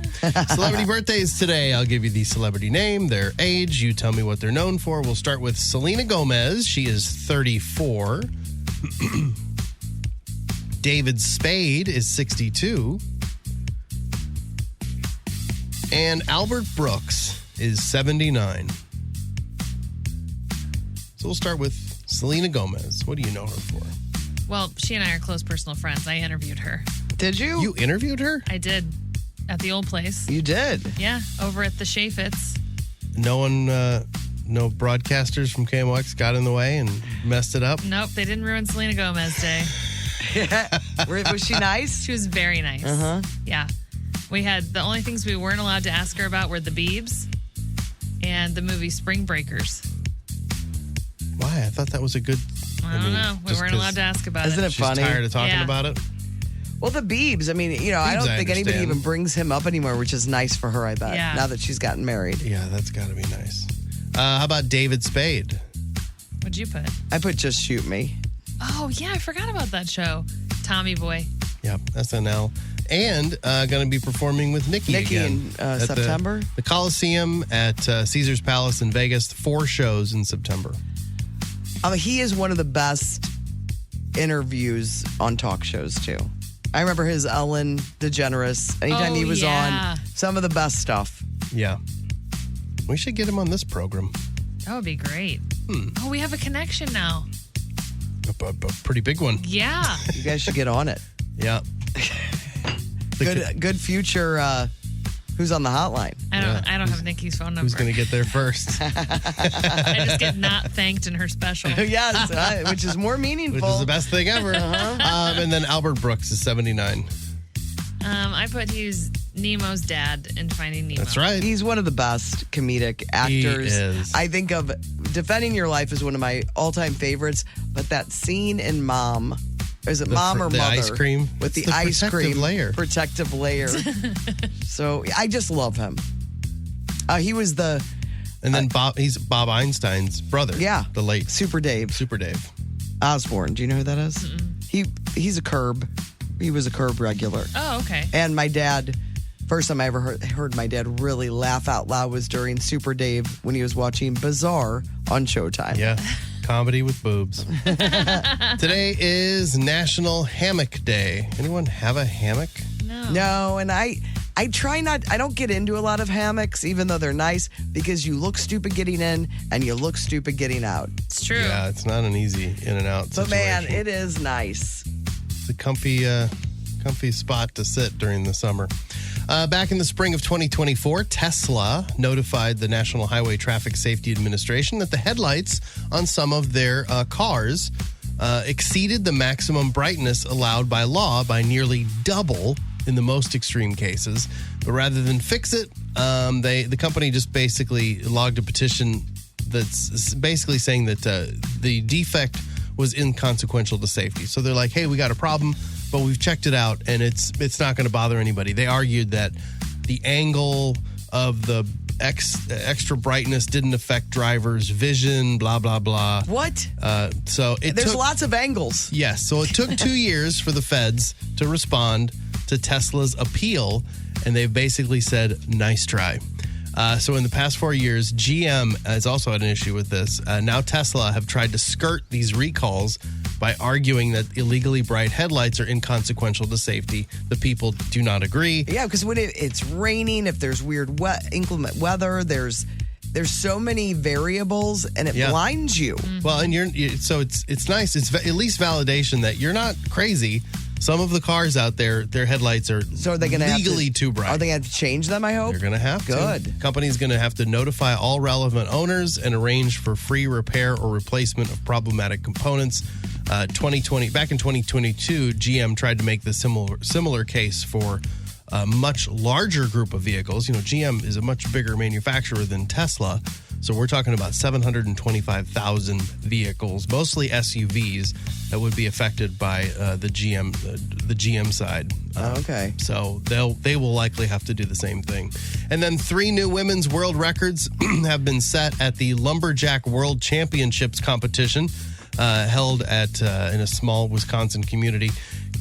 Koralina, we'll just say her first name, from the Czech Republic, set world records in 2 events. She earned first place in the women's underhand chop, cutting through 11 inches of white pine in 21.28 seconds. Underhand? I'm thinking it's coming up through the wood. I don't know. I'm guessing. That's crazy. Because it's a chop, what do they not win a saw. For this? What kind of... Are we winning millions of dollars. Bragging rights. The amount of money on the line is incredible. She'll never have to chop again. She also came in first in the women's standing chop, cutting through 9 inches of white pine in 19.38 seconds. And then this Meredith Ingebrigtsen. This last one's the coolest one. From Hayward, she set a world record in the women's boom run, sprinting across the water and back over 8 red cedar logs in 13.78 seconds. Like running on the logs? Yes, so the in logs the water. are like just floating, and you have to get across them as fast as you can because they start to spin. That's awesome. Isn't that cool? I want to see a World video record. of that me one. too. Yeah, she's pretty awesome. It's a Randos. The Courtney Show. Lots of texts today about stuff that you have to stop yourself from buying because you already have too many of them. It's an obsession. We talked about all of the water, what do you call those? Bottles? It's not a bottle, though. That's a cup. Yeah, that's a cup. Yeah. We went through all of them, and Afton has a lot of the different ones. But lots of texts for that. But next, we are doing a normal or nope. So we would love for you to send in your weird thing that you think you do and wonder if and we will let you know if it's normal or not. So you can text us those. Okay, so here's some of the texts that have come in. Stuff that you have to stop buying for yourself. I have to stop myself from buying fuzzy throw blankets. Oh, boy. Those blankets are... Owen has a real blanket addiction. They'll get you. He loves a new fuzzy blanket, and everyone knows it. And you're like, gets around Christmas time or his birthday or something. You're like, what should we get him? Like, well, you know what he would love. You can never go wrong. You know he's going to love whatever blanket you buy him. But meanwhile, our house is filled with blankets. A lot of people have a few texts about the tote bags. I'm obsessed with reusable tote bags, specifically from Marshall's. They make great gift and donation bags. And tote bags. Sometimes you need extra pockets or a different size or zipper closures. You can never have enough. I got a lot of them. Those are easy to store, though. Yeah, because they just flatten down. Yeah. I can't stop myself from buying books, even though I have plenty of stacks around the house to read. Really? It sounds like a book brag to me. Mm-hmm. I have to stop myself from buying hoodies from wherever I visit. I understand that, though. Branson, Gulf Shores, Grants Farm, it doesn't matter. Man, I love a hoodie. I get that. What helps me in my hoodie addiction is the general cost. Oh, They're you're like, I'm not spending $80. $80 for these things. Oh, they I'm know like, they can get you. All right, not buying that. Alani's energy drinks. I have been trying to stop drinking them, but then every time I go to the store, I buy a case of them. I don't even know what these are. Those are very popular. They are. Amelia likes them, but she knows that it's an energy drink, so she's got to be really careful. She only uses them to like juice up for a volleyball game or a practice or something. She's like, can I have an Alani? I'm like, I think it's a good idea.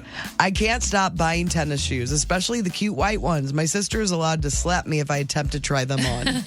That's Alex's addiction is shoes. Like Any kind? It's to, especially like tennis shoes. Tennis shoes, I went through a few year phase of constantly buying them. It's gotten and to I've the point. Slowed down. Amelia will be walking around with shoes on. I was like, where did you get those shoes? And she's like, these aren't mine. These are mom's. She's like, she doesn't even wear them. Do you know how many shoes she has? Yeah. So Amelia is now just stealing shoes from her because she's like, I know she's got extra pairs of tennis shoes that are like brand new that she's not wearing. This one I like. Kitchen towels. I cannot have enough. I buy for every holiday and season. I buy all year long. And at Christmas, 1 or 2 lucky people get a gift of, you guessed it, kitchen towels. Can't stop buying back to school supplies on sale, especially my favorite pens and markers. Is she going back? He or she going back to school? Or no, but some people just like back to school supplies. Like a fresh pack of markers. I know people that just love office supplies and school supplies. I think Afton's one of those people. I do like a fresh supply. Can't stop buying, especially during COVID, I started buying antique fans and making them work again. But now I have over 35 of them and nobody wants to buy one. They just tell me how their grandparents had that same type. I told him, it's Lenny is his name. I told him, I'd buy one from you. I love an old school fan. I've got an old antique fan that is, I would never, ever plug in because it's a, fire hazard. But I've always wondered, could I get that to run again? I guess there's a kit you can get. Maybe. He's gotten a bunch of them to work. I had to stop going to Starbucks because I have an obsession with the Starbucks tumblers. Oh, yeah. I get that. They have over 100. Wow, that is a lot. Those aren't cheap. No, they're not. And then one more. I have to stop myself from buying sunglasses. I mean, if you're buying the cheap ones, it doesn't hurt as bad. I almost exclusively buy mine at Wally's now. They're $5. You can get black or white. I'm like, this is perfect. Yeah, but if they don't have any kind of protection. No, now I know. I've got to get something with protection for my Gooder. delicate eyes. That's a good. Now you know. Gooder is a good one. Goodr. Oh, really? It's either Gooder or Good R. I think it's Gooder. And they're pretty cheap. Yeah. Where are you getting them at? Amazon, you can get them at golf stores have them, the but running also store has it too. You can buy them online. These are all places I'm not going. You can buy them online. Okay. But shop local. All right, we've got normal or nope. Send those texts in about weird things that you do, and we will weigh the value of weirdness or not. You can text us on the Cheney window and door text line 314-669-4665. Courtney Show. Wheel of Questions! Bring in the wheel. Bring in the wheel! Here she comes. All right. Whee!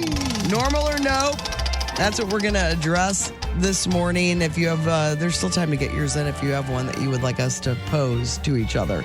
All right, is it normal or not to take eggs from opposite sides of the carton to keep the weight balanced? And when you take it out of the fridge, for reference, I remove eggs row by row because an egg carton is not heavy. And I think it looks insane when my husband removes eggs from opposite ends. This was never a thing for me. I go all over the place. Well, really? That's also crazy. I too. do What a because I try surprise. to weight it. Well, no, I look at the. You're like grabbing from the middle, though? No, it's usually the ends. Like I'll take You one. take a turn? Yeah. This was never even crossed my mind. And it's on a shelf, so I don't know why I care, but I think it's one of those things because we get the big one, not to egg brag. Egg brag. But like what, the 18 pack? And Wow. if you're barely I know, and that's why we throw so many eggs away. And if you're pulling it out just by two, you know what I'm saying? They two keep fingers. like extra eggs around in case they got to throw them at trick-or-treaters. Children walking by the house. Well, when you go to pick it up, it'll go one. Yeah, that's what I'm saying. Yeah. But I never cared about it. I would just grab from one end and just work it all the way down to the other end and be done. And not intentional, just like, why wouldn't I just start on one end and work to the Yeah, other? but are you going from different rows? No, I end just to would. end? I would just go 1 2 1 2 1 2 1. You know, like finish it off from one end to the other. And I did the balance Now thing. that seems okay to me. It never bothered me until we did a story about this. How like you have to grab from 2 from one end and 2 from the other and keep it balanced. And now I'm feeling that's what I'm doing. Oh, really? Now I'm thinking like, oh, I have to. That's right. Maybe So I now should it's keep in your it balanced. head. It's in my head, and I'm like, why? It's not that big of a deal. They're not that heavy. Because when you go to pick it up, it feels weird. I think we've seen too many of those commercials where what is it? It's like a whole website. It was like white people doing stupid things. And it's in like the infomercials, like, whoa, like you see like somebody grab a egg carton and like, whoa, and all the eggs Has this would ever fall happened out. to you? And it's in black and white. How often does this happen to you? Wah, wah. I just go row by row. So you do All the way first down row. one row, all the way down the second row. Yeah, I think that's fine. Okay. Too. I think this is whatever you do Is normal? is normal. I don't think it matters. It's in my head though. Just now. like eating corn on the cob. No one agrees with you on No that. one just randomly starts biting corn at different spots. Looking for good spots. But do you finish the whole cob? Yeah, probably. So then you're just eating all the same corn anyway. Don't tell me how to eat my cob. All right, give it another spin.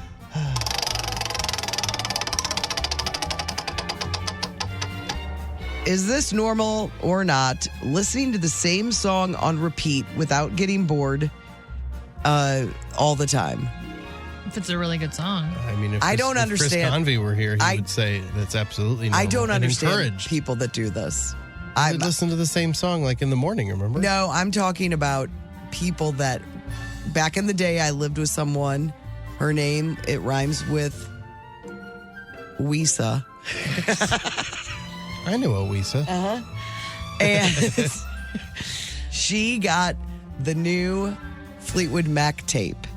And when we moved into our apartment, little did I know it would be my last semester that my sophomore year. She would listen to Tell Me Lies, Little Lies, whatever it's called. Tell me lies, tell me sweet little lies. It would be finished, and then she would stop the tape, rewind, listen to it again. Stop the tape, rewind, listen to it again. Like how many times in an average sitting? In my head, it was nonstop 20, but it may have been 3. I mean, more than 3 once. is fine. More than once, you're testing the patience of whoever else is in the room or in the car. Yeah, but I feel like that's in something the car by you do. yourself. Yeah, by yourself. I think that's a thing you only can do by yourself. I don't think you should ever force anybody to hear a song again, unless they're just like, hey, play it again. I want to hear it again. And you both agree. That's why music on the golf course, I know that everybody thinks that they have the best musical taste, but you're really with your, whatever you like, you're pushing it onto other people. Mm-hmm. So, let's turn it down a little bit. We don't need giant speakers. Yeah, I try to that's keep true. it lower. And then I've been told, like, hey, turn it up. If you're going to play music, make it loud enough that everybody can hear. But see, I started listening to music on the golf course when I was a kid. I had like little speakers in my bag walking, and then I don't think we were even supposed to do it. It was frowned It would have upon. been big trouble. So I'm used to keeping it very quiet. Like only if I'm standing next to my bag could I hear it.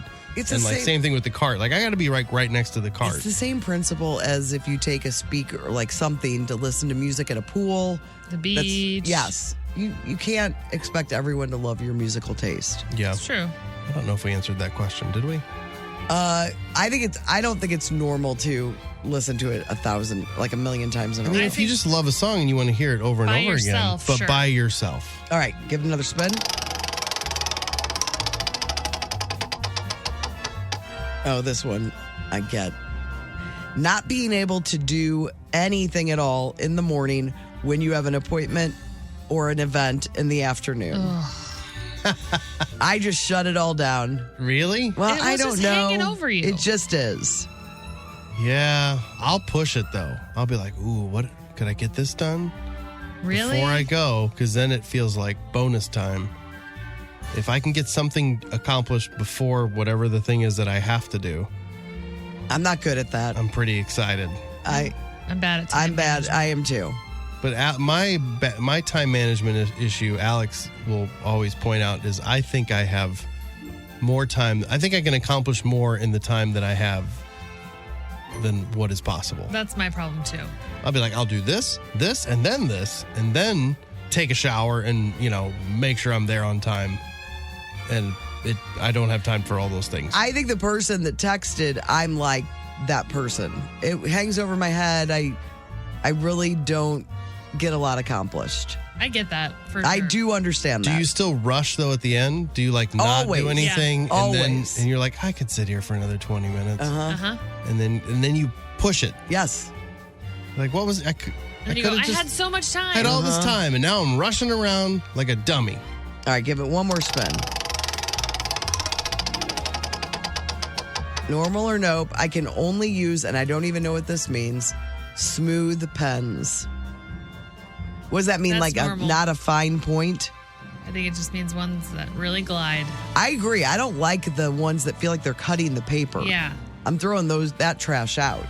Yeah, I want one with Smooth pen. a real nice glide. I do too. And if it doesn't, I will switch pens. The one that I really like, I always have a hard time finding. It's the Bic Velocity.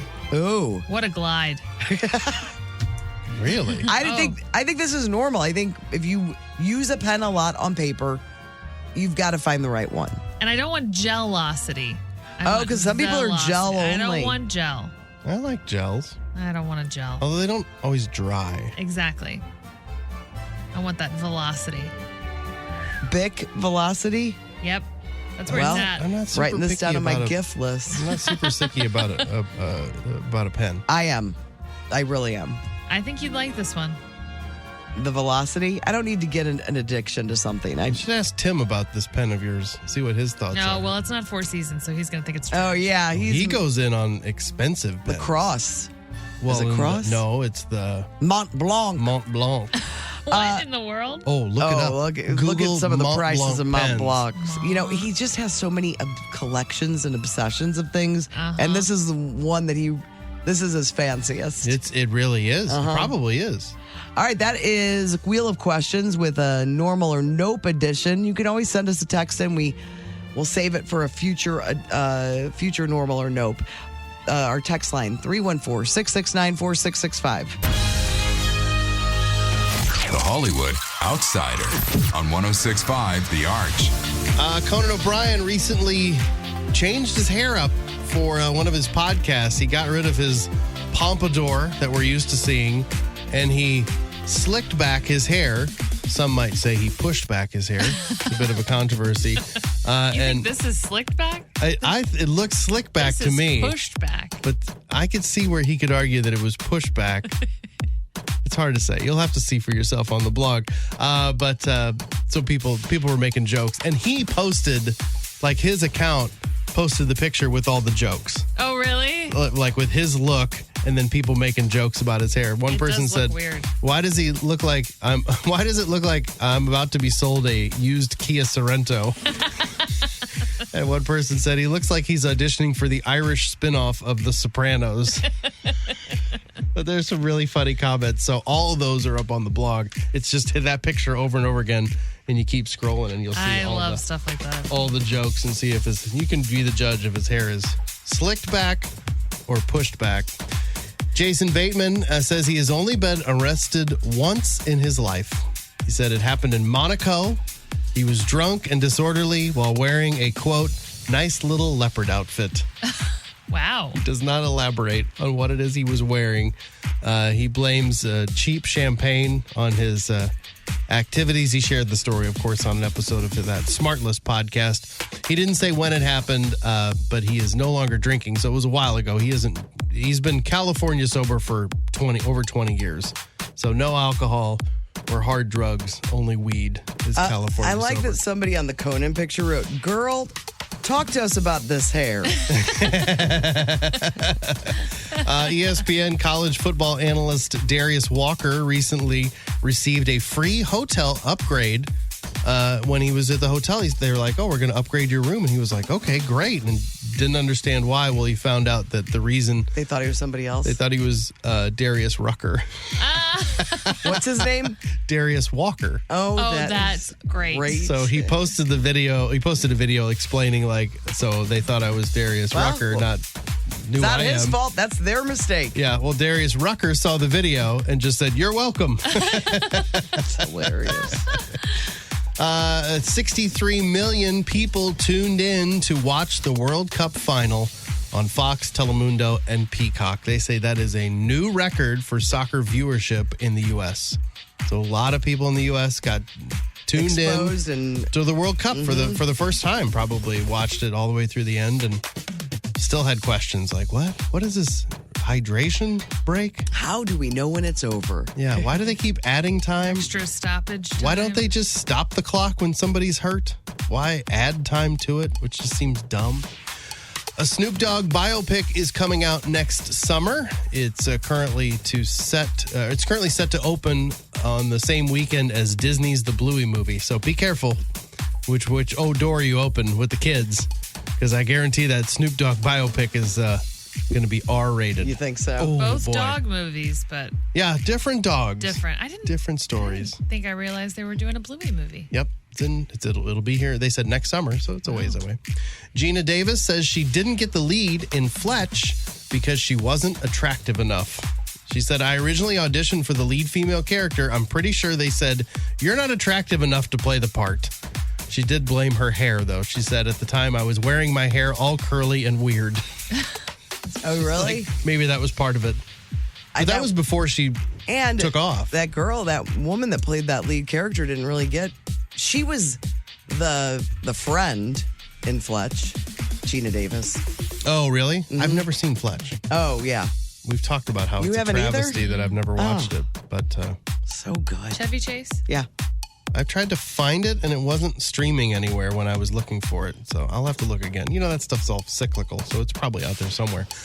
Amazon has greenlit a RoboCop TV series that Blumhouse is going to be behind it. They've merged. Did you know that? Atomic Monster is this other production company.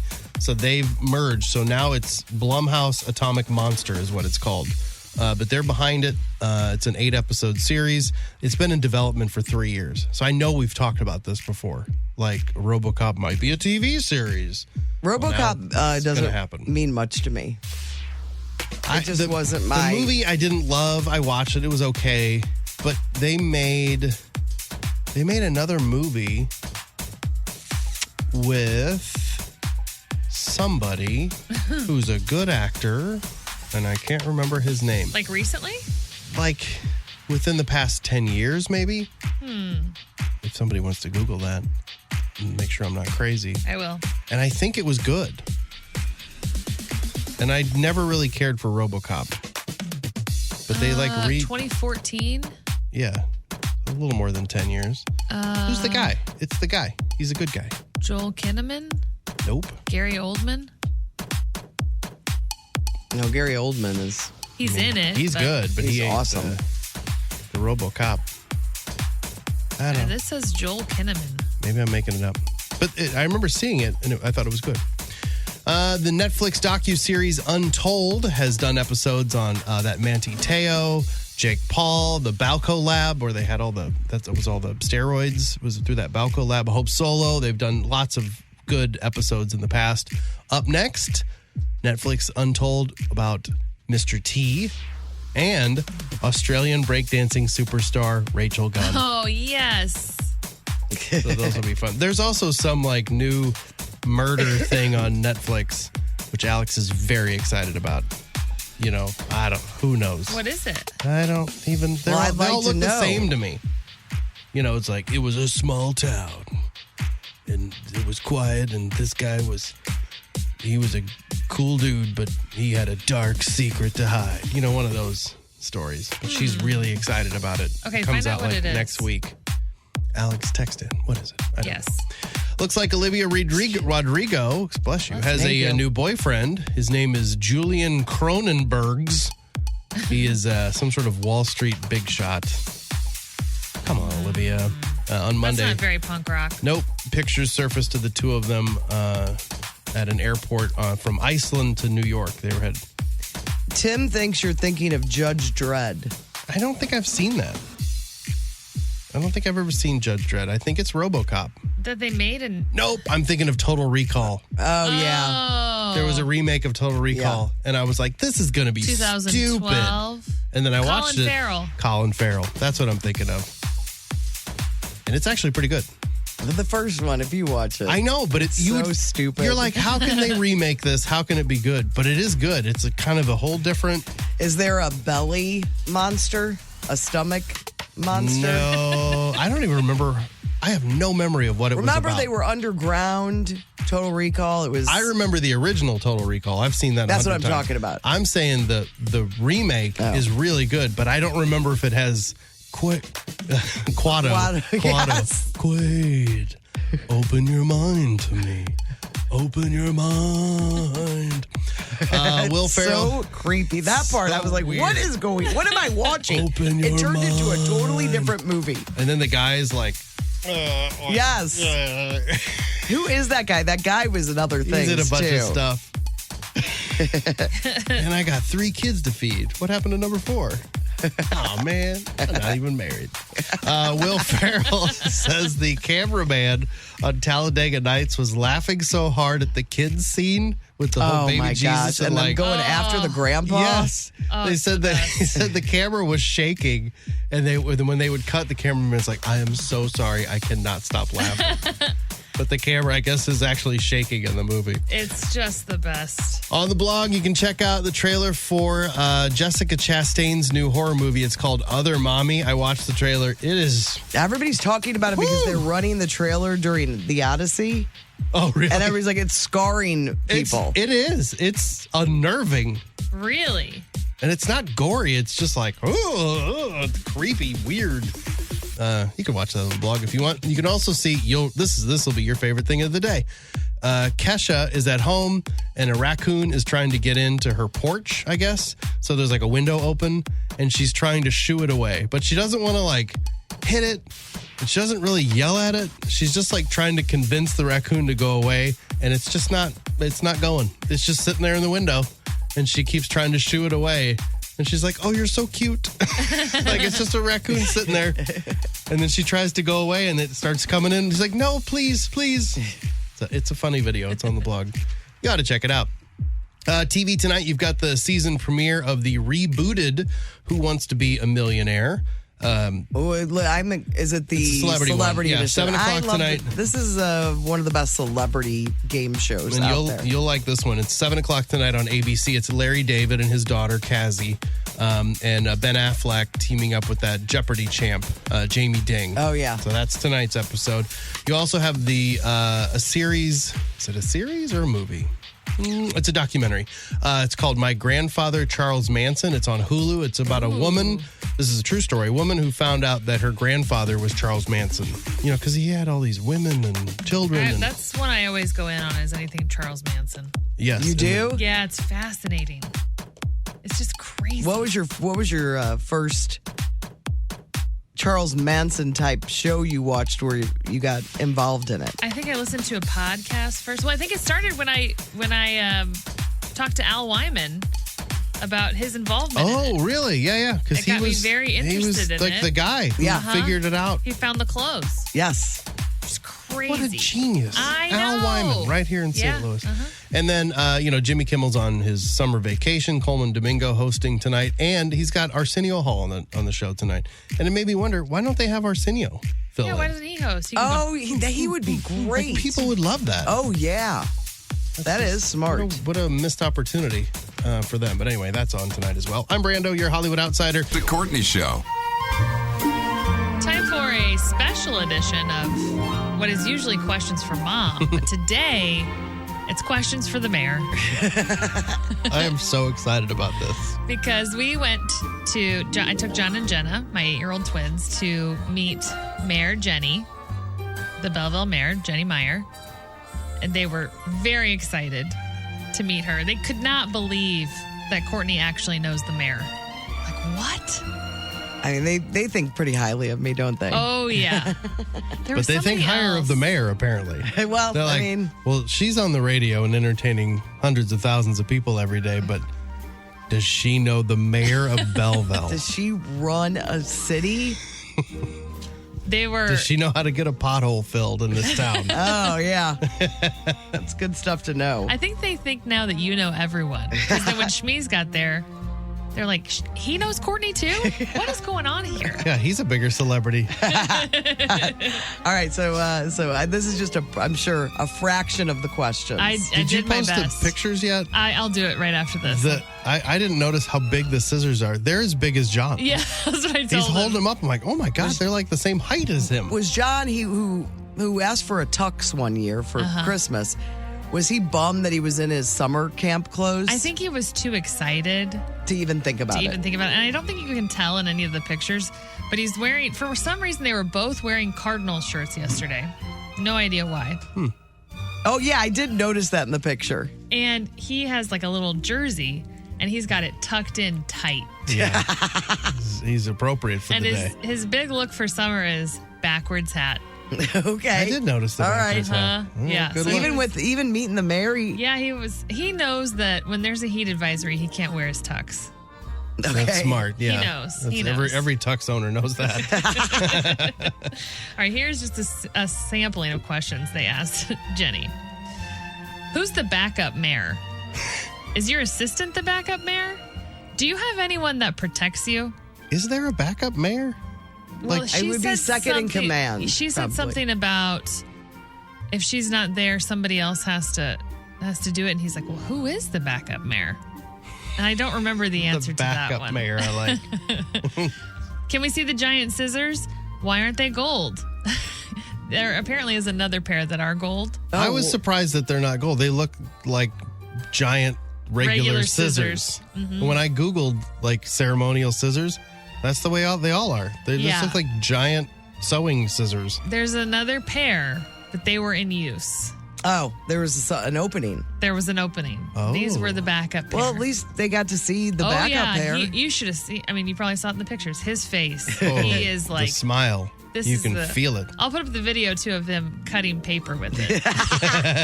They were practicing for ribbon cuttings. Let's see. Do you get to use that little hammer and go bang, bang, bang on the table? Oh, yeah. Do they know I have a gavel as well? I told them. Yeah. The answer to that was yes. She said, I do when I get to run the city council meetings. And they said, what's a council meeting? Can we see it? So then she took us down to the council chambers. And John said, does anyone at this table have more authority than you? They really are interested to know the hierarchy. Who's in charge? He really does. He does. He's like, who matters the most? And she said, no. Nobody has more authority. And he was floored. It's like, this is the top of the chain, baby. I finally found it. At least in this municipality. And then when we walked in, have you seen, I'm sure you've seen like the council chambers. Jenna goes, where does the person that's being blamed go? She thought it was like a courtroom. Yeah, it does have a courtroom feel. It does, yeah. Who sits at these tables with all these name tags? The alderman. Who sits behind that fence? So there's like a gate. Fence. And she's like, well, people can come to the meetings and if they want to. Hey, keep them behind the chicken wire, though. And John's like, wait a minute. We can come to these meetings? Oh, you're not. We are not going to. He could ask a question. He's going to be so bored. He's a concerned citizen. He can, don't you just like sign in or something and then you can ask? Yeah, I know. Let's see. Are these pictures of you and someone else? She had just like picture frames. She's like, yeah, it's me and that's me and someone else. Do you have a dog? She has a dog and a cat. Very exciting. We got to see pictures of those too. Have you ever seen Paw Patrol? There's a good mayor and a bad mayor on that show. I think you would like Mayor Goodway, not Mayor Humdinger. Mayor Humdinger. What kind of car do you have? Do you drive it yourself? Can we see it? Do you ride in a limbo? What did she say to that? She said, no, I don't ride in a limo. Wait, so in Paw Patrol, do the mayors have like fancy cars? I think they must. This is starting to make more sense. I just love that they call. I don't correct them when they call it a limbo. No, it's my favorite. Yes, limbo. Does your office have a pool? Does your house have a pool? Can we come to your house? That wasn't good enough for them. No. They want to get completely involved in Jenny's life. We're going home with you. You're the buck stops here. I need to be a part of this life, this lifestyle. They're imagining this white marble mansion. Oh, yes. Uh-huh. Like they think there's a mayor's mansion. Oh, yes. Yeah. Yeah. Why wouldn't there be? Probably is in Paw Patrol. You should, like, when you drive by the cathedral, you should tell them that's where she lives. That's where Mary Jenny lives. Yeah. Got an Olympic-sized pool inside. They'll never know. And the most invasive question that was asked, do you have a husband? I'm surprised how much money do you make was not asked. Well, I already talked to them about that. We don't ask people if they're rich. They were finding their way around it, though. Well, where do you live? You got a pool? They were asking all the got? Where's your limo? Yeah, they really did ask all the questions besides that one. They knew how to get to the right answer. The lecture They got a limbo. She's got money. The lecture I gave them heading into that. You guys, please keep it together. No cartwheels either. Oh, what a winner. Definitely did several cartwheels. Questions for the mayor on The Courtney Show. The Courtney Show. It is time for Who's on the Hotline. I'm telling you right now, it's a good one. I know that you guys are nervous. You're always nervous for Who's on the Hotline. Always nervous. Who is the mystery caller behind that light right there? And this person is a true icon of St. Louis and the world. Really? Yes. So let's go to the phone line and ask, who's on the hotline? This is Doug Robb, the lead singer of Hoobastank. Whoa! It is not. Really? Hey, It Doug is not. Robb, No, lead it's not. singer of It's not. Hoobastank? No, this is not Doug Robb. This is Joe Buck. I was like, Doug, you sound a lot like Joe Buck. Our careers are blending together. Hi, guys. How are you this morning? Hey, Joe. Joe's listening right now, and he's like, I don't think I've ever heard a radio station that went from Hoobastank into Destiny's Child. I'm like, that's what we do here on the Arch. Yeah, that's an impressive leap. But it's my pleasure on this. My car says it's 73-degree day in St. Louis at the moment. It's very pleasant. Wonderful break in the weather, right? Yes. Today is gorgeous. You want to go do all the things because it's been so just terrible. I did hear a rumor. Are you moving, Joe Buck?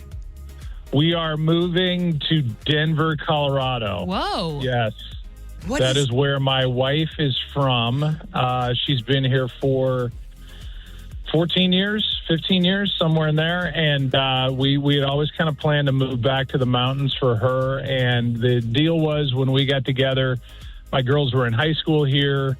That was obviously a no-go. We had to be in St. Louis. And then now that they're out and both live in New York, and we're going to go back there. But we also have a place in Clayton, so we're going to be splitting time, coming back, still doing my children's hospital event, still here with my mom and my sister and, whatever. Gosh. So we'll be here a lot. We'll be back. What is Julie going to do? Julie is going to be heartbroken if you take those boys away from her. Oh, yeah. She has really piled the guilt on for the last calendar year. She said a sentence that I don't even know if she remembers she said, but I'll remember it for the rest of my life. She said, "It feels like Dad is dying again." Oh no! Oh my gosh. Man. Let me just lug that out to Denver with me for a little while and chew on that. When is the move happening? In the next couple of weeks. Oh, but in mid-August. But the boys are 8. They're going to start 3rd grade out there. But I cannot stress enough that I think we all know you don't ever really leave St. Louis, and it doesn't ever leave you. And we're going to have a physical address here that we're going to come back a lot, and I'm still going to be involved around the community, so we're not going anywhere, really. St. Louis, you can't wash it off you. Yeah. You can't. It's a stink that gets in your pores. Yeah, I know. Hey, I just want to mention, because we want to talk about your new show, and there's so many things we want to talk about. Thank you so much for donating that huge amount for our children's hospital radiothon. Yeah. It really was huge for us. It turned into a record year for us. It was by far. Yes, and you had a lot to do with it. Everything to do with it, really. Well, yeah. As you know, all you have to do is walk into the lobby, the front, and it's kind of that conglomeration of caregivers, staff, parents, kids. And I remember when I was a young parent, when my daughter Natalie was, 3, and they were checking her for cystic fibrosis, and I was sitting there in the lobby, and you're looking at the fish tanks and the train going around over your head, and I just made a pledge that if I was ever in a position to help some entity in St. Louis, that was going to be where I focused my efforts. And we're only a couple of weeks away from my 25th St. Louis Children's Hospital Golf Classic. So we've raised a bunch of money. It's an awesome place, and I'm happy to help. Has the Golf Classic happened yet, or is it upcoming? Yeah, it's coming up. I don't know if I'm in a bad area. It's coming up on August 3rd at Old Warson Country Club. All right, so if there's openings left and you want to support St. Louis Children's Hospital, it is. It's sold out. Courtney, it's sold out. Oh. We're all good. Okay. Are they selling them on StubHub? You can find it at StubHub and SeatGeek. Absolutely. It's the only chance I have to play some of these golf courses is for a tournament because, they don't let folks like me in. But it is a good opportunity. I'll have to look at it next year. Maybe, hopefully, I can get in on that. Yeah, we'll just say the word. You're in. Thank you. That's so nice. I will, I'll be texting you. Not too much, though. The appropriate amount. Good. But, the Children's Hospital thing, to go back to that real quick, when we toured it last year, they have thought of everything. And if they haven't, they're still taking suggestions from parents that have to be there overnight and they're living in another city. They have honestly thought of every single thing possible to make it as just not a terrible thing as it is.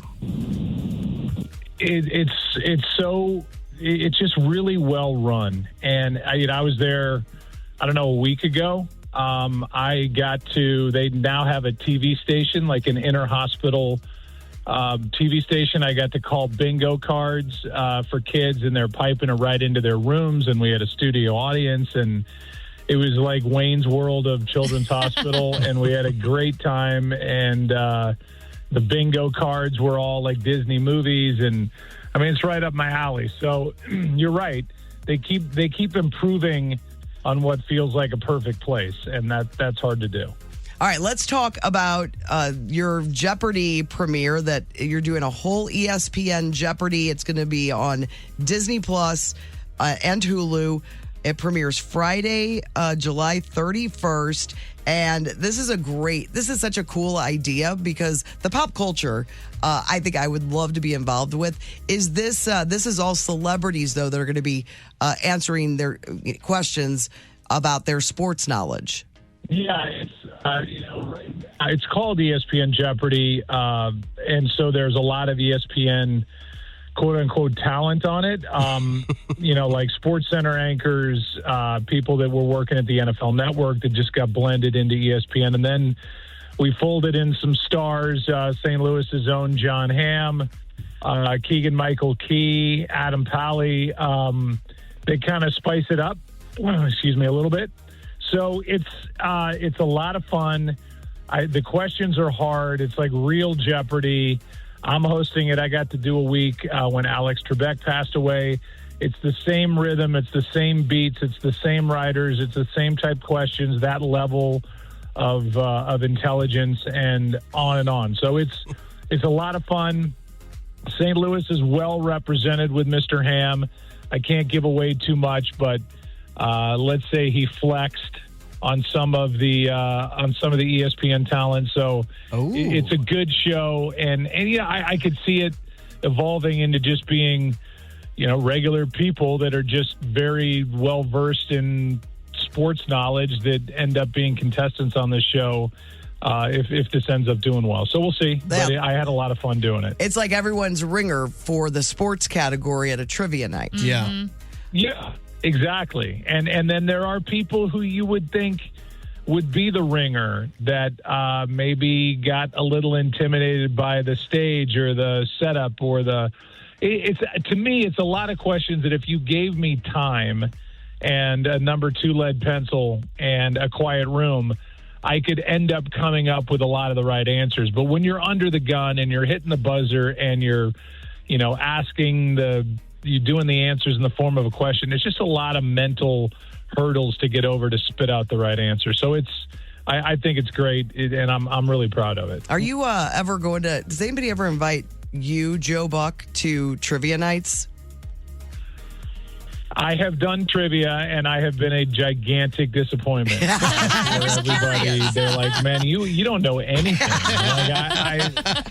I just kind of study. I study the 2 teams I'm doing that week or that night, and I know everything I need to know, and then it goes right out of my head. There's not enough room. I don't remember. Yeah. What's that? There's not enough room. Every day we have the information coming at us, and you have to decide what are you going to keep in there and what is leaving to make room. Yeah, well, and then you add on to that the scrolling that I do with social media and Twitter or X and or Instagram and my daughter's TikToks that they send me. And I mean, my head is it's a mess. So short of an MRI or a CAT scan, I'm just going to keep hosting things instead of trying to answer things. I know the answers because I'm hosting. It's a lot better that way. I'm curious, with hosting ESPN Jeopardy, are you channeling more Alex Trebek or like Will Ferrell's Alex Trebek? It's a constant struggle within me. I think the very dry Will Ferrell is probably where I would lean if given my choice. But what you realize, it's like when you do golf on TV, you can't really mess with the formula much because the true golf audience goes berserk.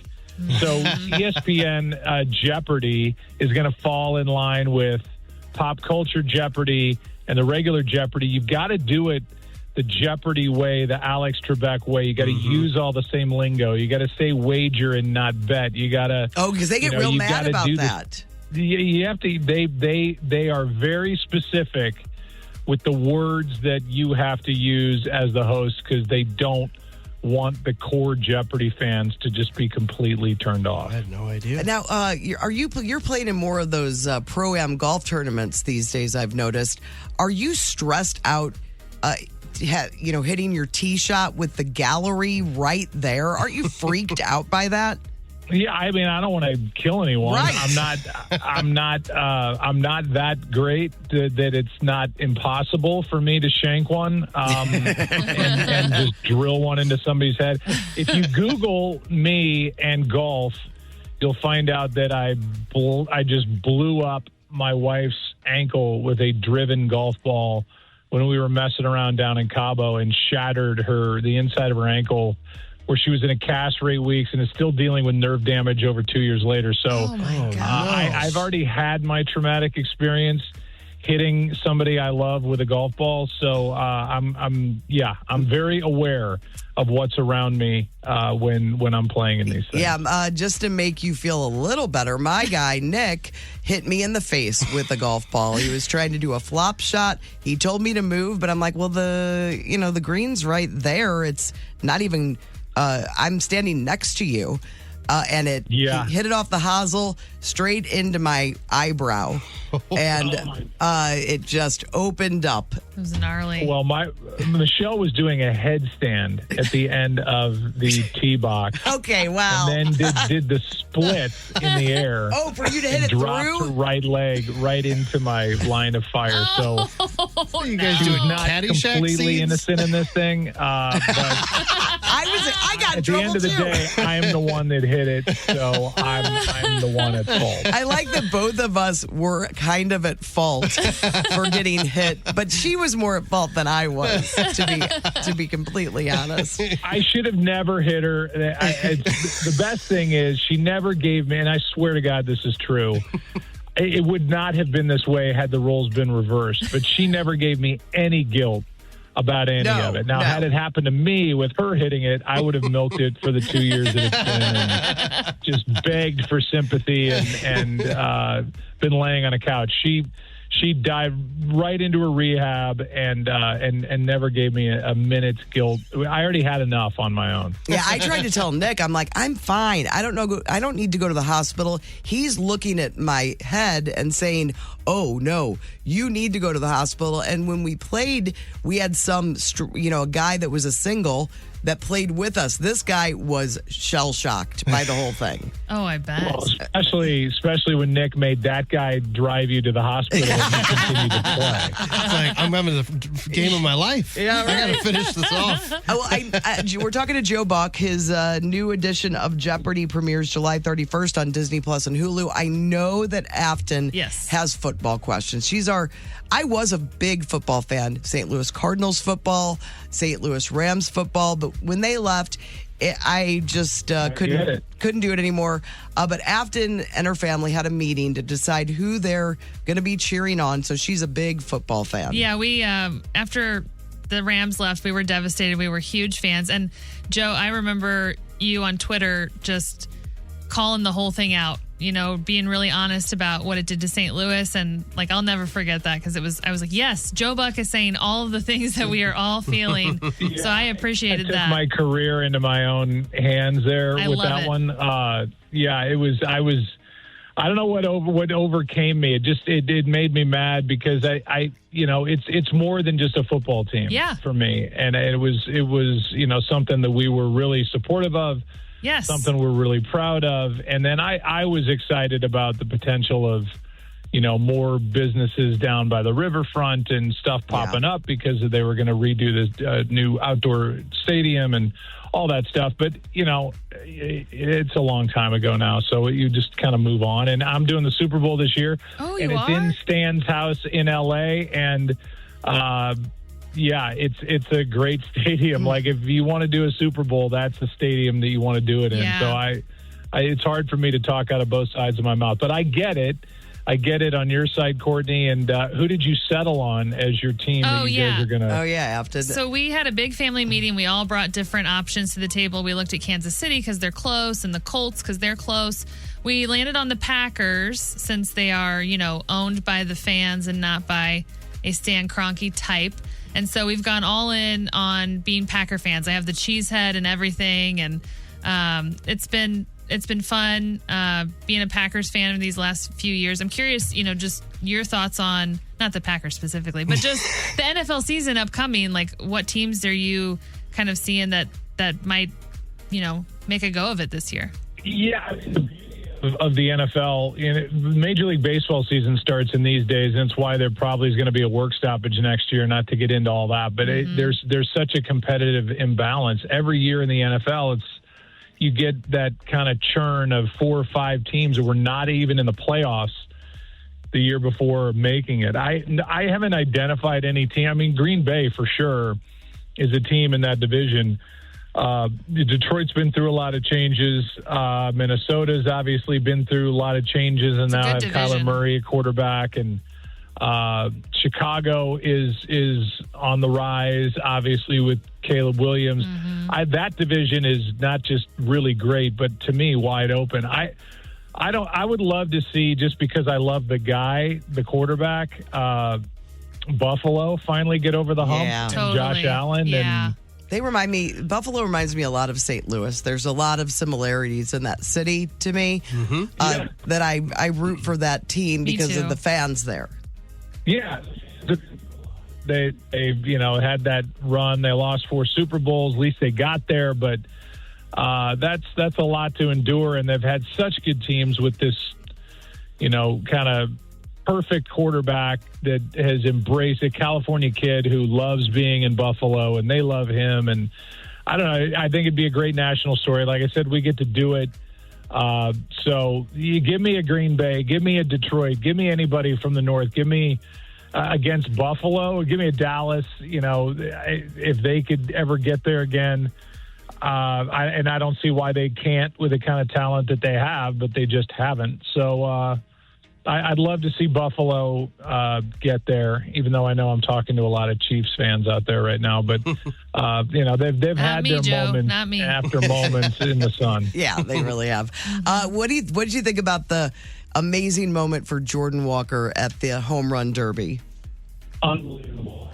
I put the kids to bed, and I kind of checked out. I saw his first round. Me too. And then when I got an update on my phone that he was in the finals, I ran down, turned it back on. I was just floored. I mean, just the ease, the power, the clutch nature of that, where you're up against it. And I think his last 6 swings were all home runs. Yeah. And he needed every one of them. So just a great moment for him, for St. Louis, for the Cardinals. Hard to believe that with McGuire and others that we've never had. I can't believe a home run derby champ, but he really deserves a lot of credit for kind of cutting the noise out and just going back to work and redefining his career. And this is, I think it's all to his credit, and he's about to get paid. Yeah, he is. Yeah.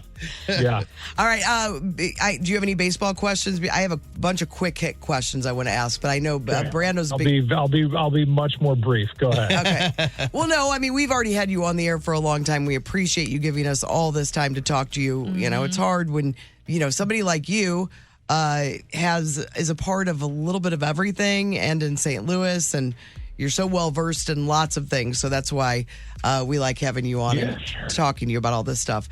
All right. So I'm going to do some quick hits. You just give me, answers like the first thing that pops in your head, or just go with your heart. Tell us all about Taylor Swift's wedding. And go. It was phenomenal. I mean, it was. To me, the beauty of it was definitely the vows. They were long, but they were heartfelt. They were funny. They were emotional. Sandler was phenomenal as the officiant, hilarious. Sang them a song that he had written, kind of in the lunch lady song category. Yes, but it was really heartfelt and beautiful.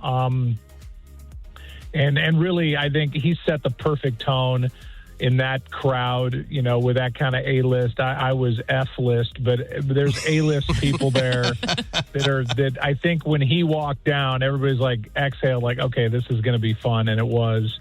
And then after, I think because they took everybody's phone when you got there, everybody relaxed. And once kind of the shock factor wore off, at least for somebody like me, it's like, hey, there's Tom Cruise, there's Brad Pitt, there's Steven Spielberg, there, on and on and on. Chris Stapleton, people that I admire. Beck. I was standing next to Beck. I'm a huge Beck that's fan. That's awesome. And I had to fight myself to not just go up and just geek out when we were standing next to each other listening to Paul McCartney sing I Want to Hold Your Hand. So That's it was crazy. It was beyond, and it was chill. It wasn't like crazy. It was just enjoyable. All right, now some other questions. What is the celebration restaurant for the Bucks?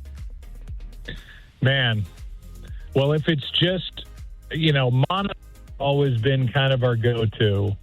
When I was a kid, for our family, it was Canettos on the hill.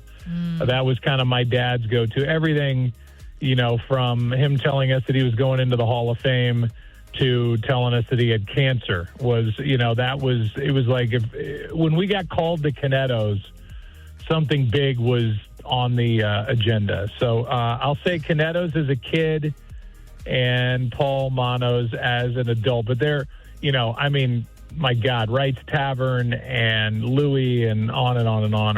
We're blessed with a lot of great spots. We are. Favorite ice cream locally? Just as a place to go? Yes. As opposed to flavor? Yeah. Whatever the place is next to Louis. I can't think of what it's called. Is it like on DeMun? Is it Jenny's or Clementine's or Clementine's? Clementine's. Favorite comedy of all time? Step Brothers. I like how you ask it as a question. Yeah, well, That is the correct answer. there's a billion. It's but hard. I don't know. What about your Step favorite sports movie? The Natural. Most famous person in your phone. How do you even rank that? No kidding. Eddie Vedder. Oh, that's a good one. I like that one a lot. Coolest sporting event you ever attended as a fan? Probably any playoff game that I got to go to when the Blues won the Cup. Yes. First concert you attended?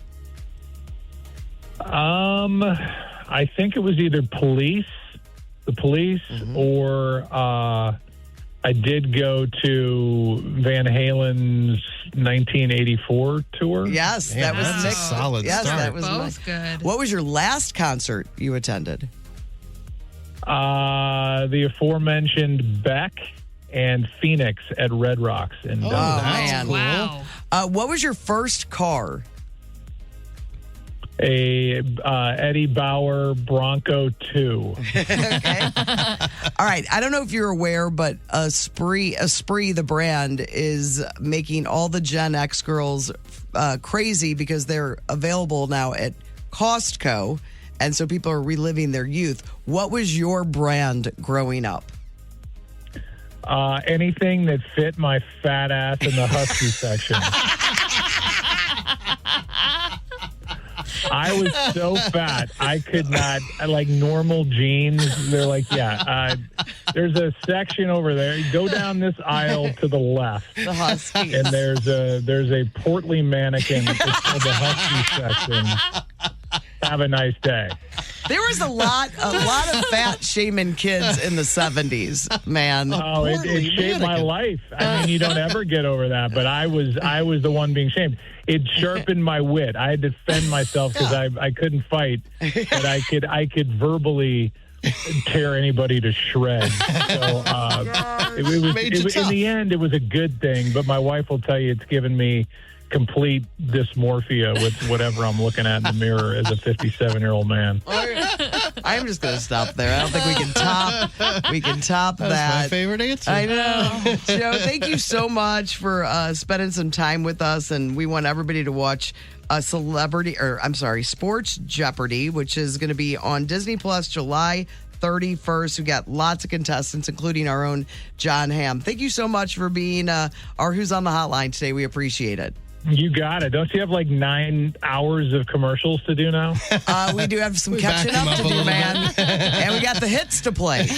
Maybe some more Hoobastank. Not sure. Yeah, there are other hits. Hey, thanks, Joe Buck. All right, guys. See ya. Bye. It's the Courtney Show on the. First 5 Notes on 106.5 The Arch. First 5 Notes is sponsored by Carroll House Furniture because you like nice things at the lowest prices in the country. Let's get right to it. We're a little behind. So great to talk to Joe Buck for such a long time. But we've got Rhonda hanging on the line. Hey, Rhonda from Wentzville. What's going on? Hey, not much. Happy to get through. Oh, so glad you did. Big fan of Bryan Adams and or Pat Benatar?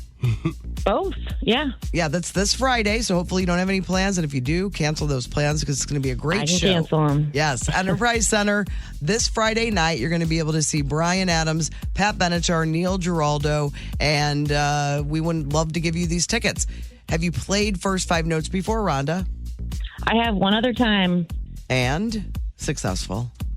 I mean, yeah, for sure. All right. And with a little help. All right, so we have 3 songs. Rhonda just has to figure out who the artist or title of the first 5 notes of that song belong to. And if she gets 2, she wins these tickets to Friday night show at Enterprise Center. If she gets 3, Hall of Fame, we'll have to see how it all shakes out. You do have to play against one of us. Who's it going to be? I think you, Courtney. All right, Rhonda. I'm ready. I feel ready as well. All right. Afton, are you ready? So ready. Rhonda, are you ready? I'm ready. All right, here we go. Here's song number 1. B-52? Yep. She was ready. I wasn't sure. Courtney's favorite song. She's ready. Courtney loves it. It's pretty rad. Do you? Do you? Do you? I think it's pretty rad, too. Let's see if Courtney likes this song. Here's song number 2. Oh, yeah. This thing called love, or something like that. Little thing called love? Oh, there's one word you're missing. You're kooky. You're kooky. Crazy little thing called love. Yes. We didn't help her. She got there. This thing called love. Rhonda, you got 2. That's all you need to win. We're just going for glory here. Hall of Fame? Yeah, we didn't really We're going to call it Hall of Fame? All right. so. Possible Hall of Fame. Here's song number 3. Huey Lewis in the news. Yep. Rhonda knows her stuff. Congratulations, Rhonda. You win these tickets to Bryan Adams, Pat Benatar, Neil Giraldo, Enterprise Center, Friday night. You also are in the Hall of Fame. Anybody you would like to thank? Well, 106.5 The Arts, of course, but I just want to say also the Joe Buck interview was great. Loved it all the time. Oh, good. Thank you, Rhonda. We appreciate it. You have a great day. Enjoy the show. We'll get you those tickets. We'll have another pair to give away tomorrow morning on The Courtney Show. The Courtney Show. Lots and lots of texts to try to, just motor through because you guys were very responsive to the question of the day. People loved hearing Joe Buck. Such pride when you hear, a son of St. Louis and talking about St. Louis things. It makes you feel really proud. I didn't think you could top questions for the mayor with Jenna and John, but hearing Joe Buck say he was a fat ass kid had me laughing so hard. Great interview. Like he couldn't wait to tell us. This is Stacy from Chinook. She said the only thing better would be a combo of Jenna and John interviewing Joe Buck. He would gosh. never recover from those questions. This is from the podcast. Dawn said, Afton, I sleep with my mouth open too. LOL, my husband makes fun of me. Open mouth breathers unite. Well, I mean, I was taping for a long time to try to keep her shut, but my keep her shut. But my narrow trap. I can't keep my trap shut. My deviated septum sometimes doesn't make that possible. Good Lord. Carrie, podcast is her name. She said this yesterday afternoon listening to the podcast. Yes, Afton, I'm with you on Coke products. Pepsi is trash. And I'm like Courtney and always look at the website before I go to a new restaurant and won't go if they have Pepsi. I get it. Somebody texted me, I think trying to hurt me. Said, Courtney, do you have any issues using a cell phone with your above average thumbs? I mean, that was a subtle compliment, above average. That's true. They are above average. Listen, the fat thumb does hit some things every once in a while. But I'm getting a call from Joe's sister, Julie. Oh, really? Yeah. I'll call you back in a second, Julie. Let's put her on. Oh, my gosh. About the trauma. All right. So now we have some texts about the question of the day. You have to stop yourself from buying these different things. Markers. I have alcohol markers, acrylic markers, watercolor markers, brush tip markers, round tip markers. feel like I'm watching Forrest Gump. Yeah. That's like Mayor Jenny's office yesterday. Yeah. Every kind of marker you could imagine. Which ones are you smelling? Which ones are the best? Sharpies, I think. Now there's the some, magic marker? Yeah, magic marker. She's strong. I'd like one now. I have a problem. Just a little hit. Just a hit. What about those big dogs you make like posters with? Oh, those are the ones. Metal? Yes. Yeah. Oh, man. Pop one of those big guys open, you like, Those will get you. it'll knock you out for an hour. Oh, my gosh. I cannot walk by wet wipes without buying them. An obsession born out of COVID. I loved them before COVID, and then they became real hard to find. They're not hard to find anymore, but I still buy a pack every time I walk by them. Well, that means she's using them. And she specifically asked, I asked her, I'm like, wet wipes brand, TM, yes? She said yes. Okay. So there's no knockoff one that she likes. Can't stop buying, and you sent me pictures, measuring cups. I've got measuring cups. Yeah, I've got those, but do I have glass ones that can take hot liquids? Well, now I do. But do I have reversible ones that does both dry and wet? I don't know what that means. Yeah, they say you're not supposed to do wet ingredients with a dry measuring cup. I don't understand that. I don't It's either. I do it anyway. I got in an argument with Alex over it. But do I have a set that stacks and includes both cup and spoon quantities? Now I do. That's very funny, though. I want to get more into this dry and wet thing. We don't have time right now, but I'm curious about your argument. She kept saying like it's different. I've never heard of such a thing. That's why I don't cook. So maybe it's just the distribution is better with a liquid and a dry. But I think there's a thing. I don't care.